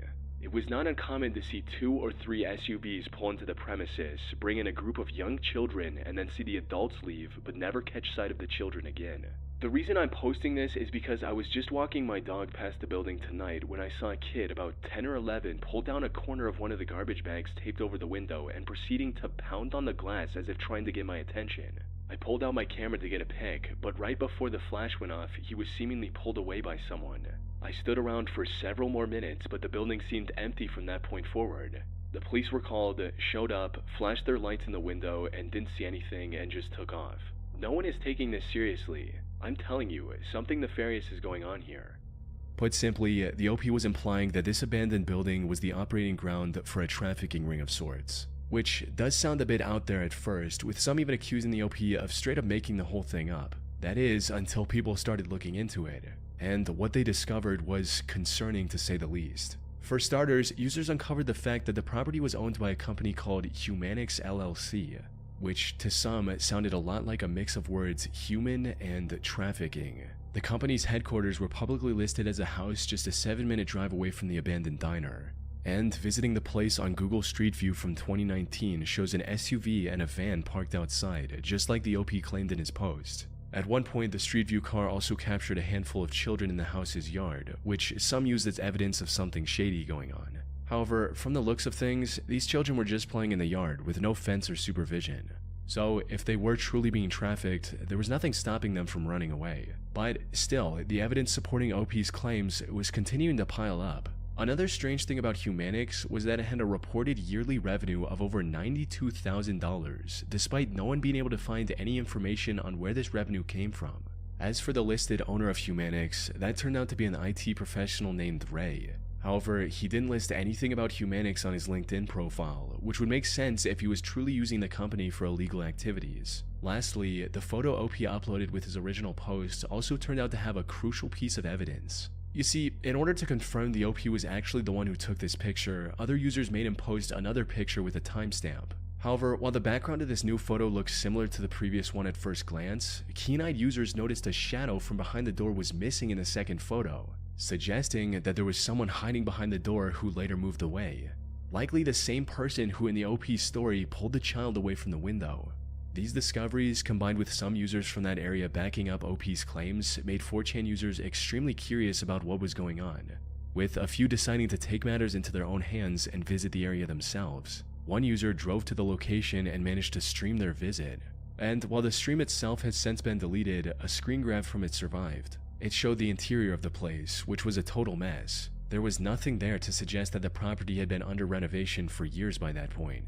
Another user also visited the diner and streamed everything on Twitch. However, this stream introduced even more questions than it answered. For starters, at one point during the stream, we could clearly see handprints on the window, exactly where the OP claimed the child was banging earlier. The person streaming this location also ended the stream in a very disturbing fashion, where he heard something in the darkness, went to check on it, and then went offline.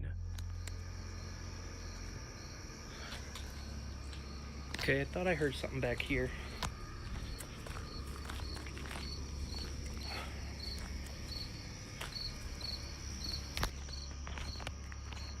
Nope. Okay, no. It's been over 6 years since then, and this user has never streamed on Twitch again, almost as if he disappeared that night, which unfortunately seems to be a trend with this mystery. Both the OP and the person who streamed the interior first have also disappeared from the internet, and supposedly no one has heard anything from them ever since. So, what's going on here? Was this abandoned diner actually connected to a trafficking business? Well, given everything we've seen, that's not out of the realm of possibility. The place even had a spacious basement with plenty of space for nefarious activities. One of the main arguments against this theory is that the building is surrounded by homes on all sides, so surely someone in the neighborhood might have reported some suspicious activity. However, something that goes against this assumption is the fact that the Grand Rapids area has 10 times the national average of people on the sex offender registry. So, if this business was actually what the OP insinuated, there would be no shortage of customers nearby. Though, one part of the story that we haven't talked about yet is the second address linked to Humanix. It corresponds to a massive house about 20 minutes away from the shady diner. Looking up the residence of this home leads to a couple named Sam and Leah, who could be the couple the OP mentioned in his post. Something notable about Sam and Leah, however, is that they were the foster parents of up to 8 kids at the time, which explains the many kids of similar age playing in the yard of their other property. And given how rigorous the foster system is in the US, it would not be easy for them to traffic the children they adopted without anyone noticing. Now, a potential explanation for all of this is that the OP saw the couple in the area once with their foster children and made up the rest of the story for attention online. But while this explains some parts of the mystery, there are still many questions left unanswered. For instance, how was Humanix making so much money without providing any product or service? Why would Sam and Leah take their foster children to an under-renovation building in the first place? And why did the 3 people investigating this mystery completely disappear from the internet without a trace? Unfortunately, it's been over 6 years since the original post went up. The diner has since been sold to someone else, and no one has been able to find any concrete evidence of the trafficking theory ever since. Whatever the deal with this Grand Rapids diner was, whether nefarious or completely innocent, it will likely remain a mystery for the foreseeable future. Northwest Warning. On the evening of September 30th, 2015, an ominous thread went up on 4chan from an anonymous user stating, "Some of you guys are alright. Don't go to school tomorrow if you are in the Northwest. Happening thread will be posted tomorrow morning. So long, space robots." The contents of this post alongside the picture of Pepe the Frog holding a gun painted a clear picture of what the OP meant. Essentially, he was about to do something horrible the next morning, and this was his way of getting some online attention before that. Now, threats like these aren't exactly rare on 4chan, as most of them end up being nothing more than hoaxes. So, some users didn't take the post seriously at all, while others sarcastically told the OP that they would be watching the news in anticipation. The OP, however, stayed adamant about his plans and even replied stating, "We'll post again in the AM, 10-minute countdown. Won't say more, too much to prepare." This was a short-lived thread that quickly got lost in the endless supply of content on 4chan. However, what happened the next day left everyone who saw the thread in shock. On the morning of October 1st, a deadly shooting occurred at Umpqua Community College in Oregon, with the suspect being identified as 26-year-old Chris Harper Mercer. Chris was presumably the anonymous author of this post a day prior. The 4chan thread was quickly discovered and put under investigation by the authorities, and for good reason.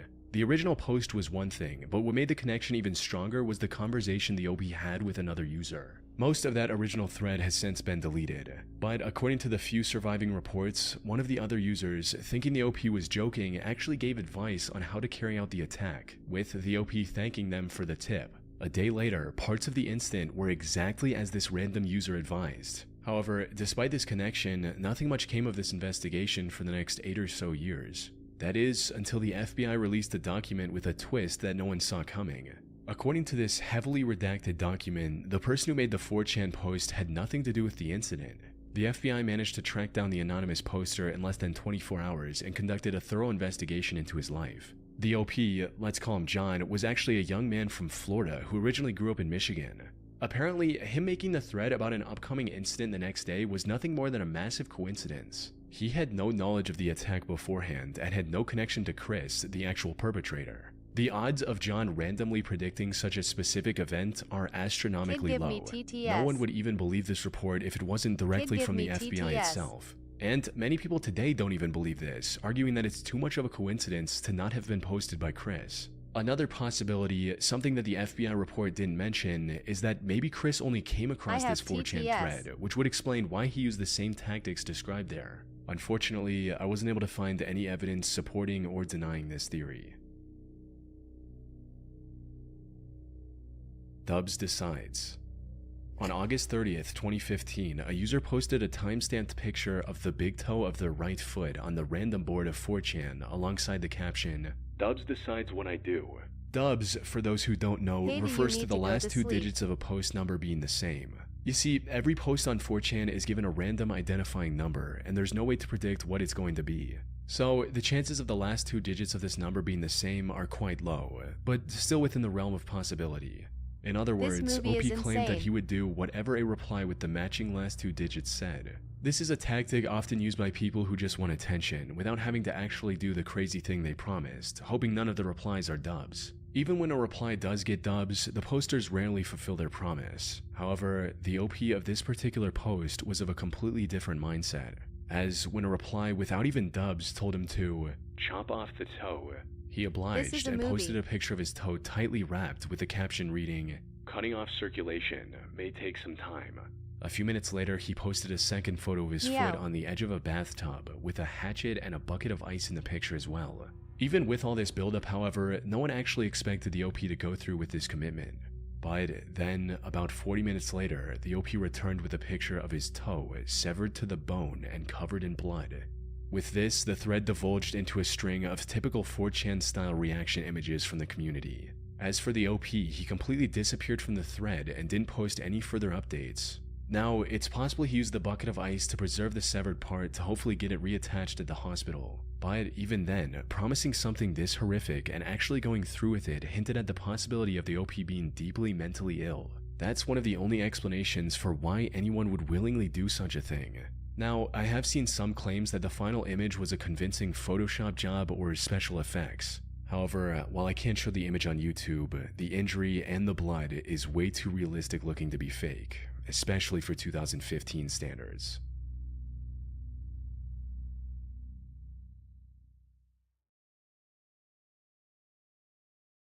Gas mask. Super 8 Bermeja. If you were to look at Bermeja. Remember me, I am Calamity. Grammarly provide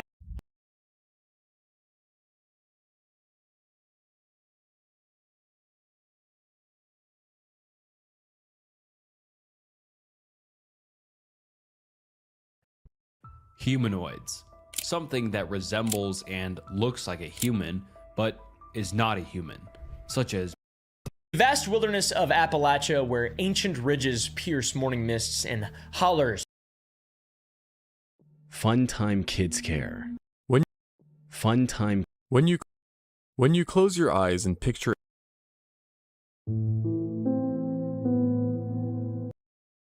a strip for every. On August 18th, 1890,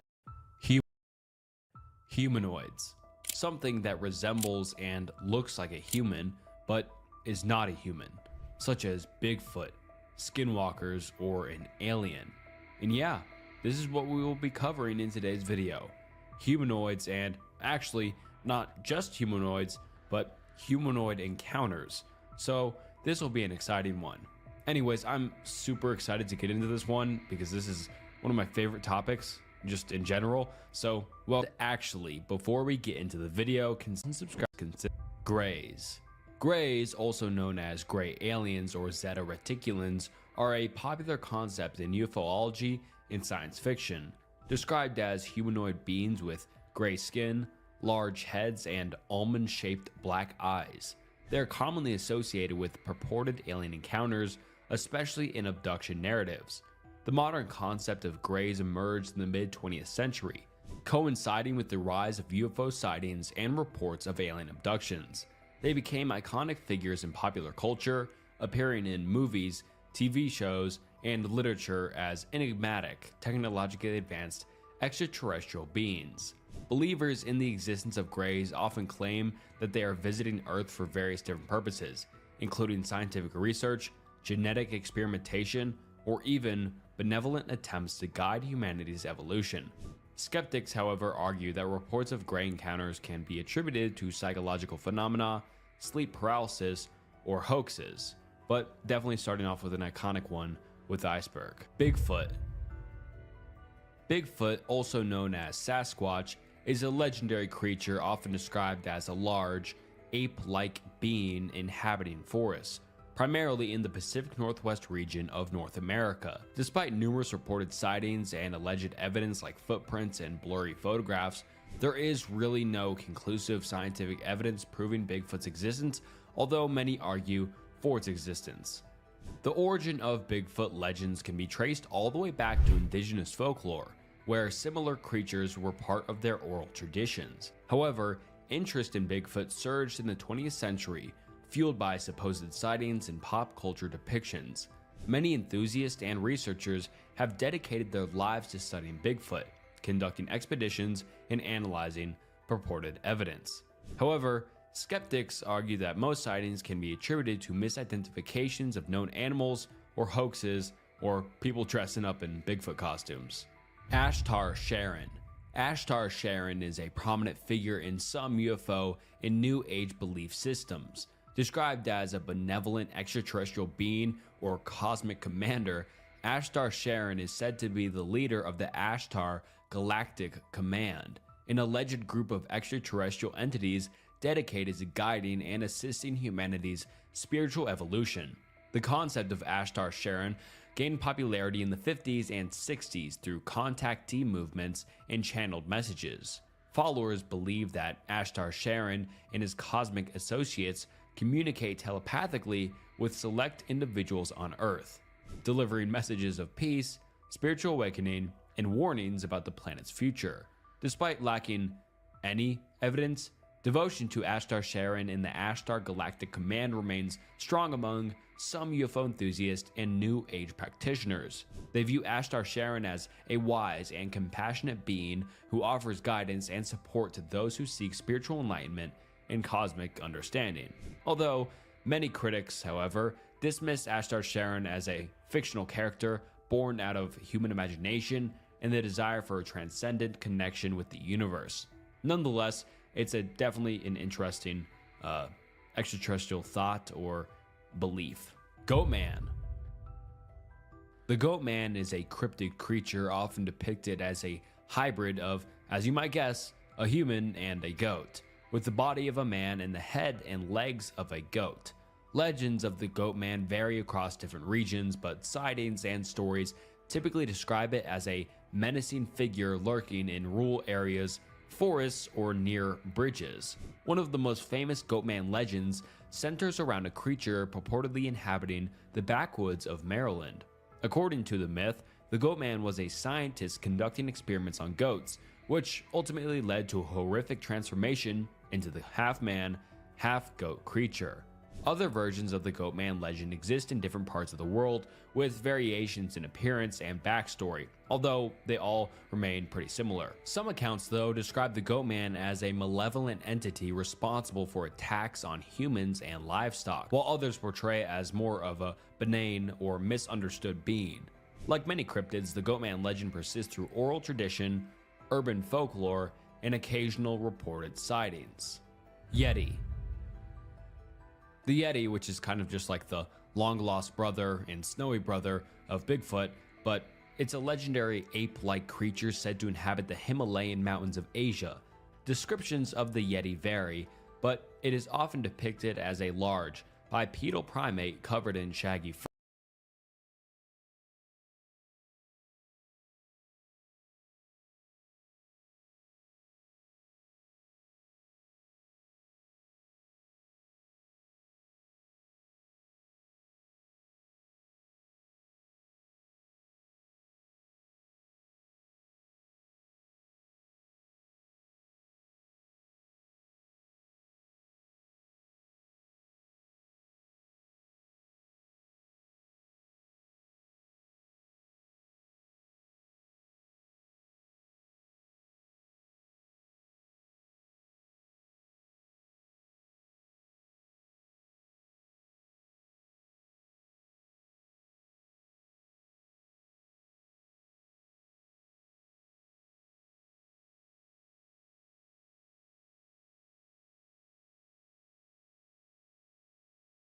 The concept of reptilian influence manipulated as a reptilian, but this theory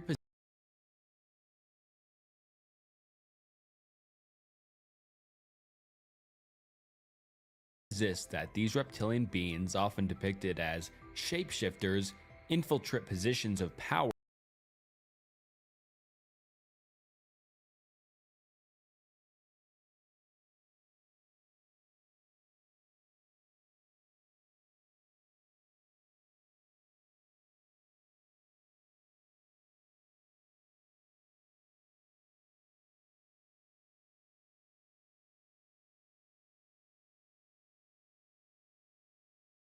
feeling the presence of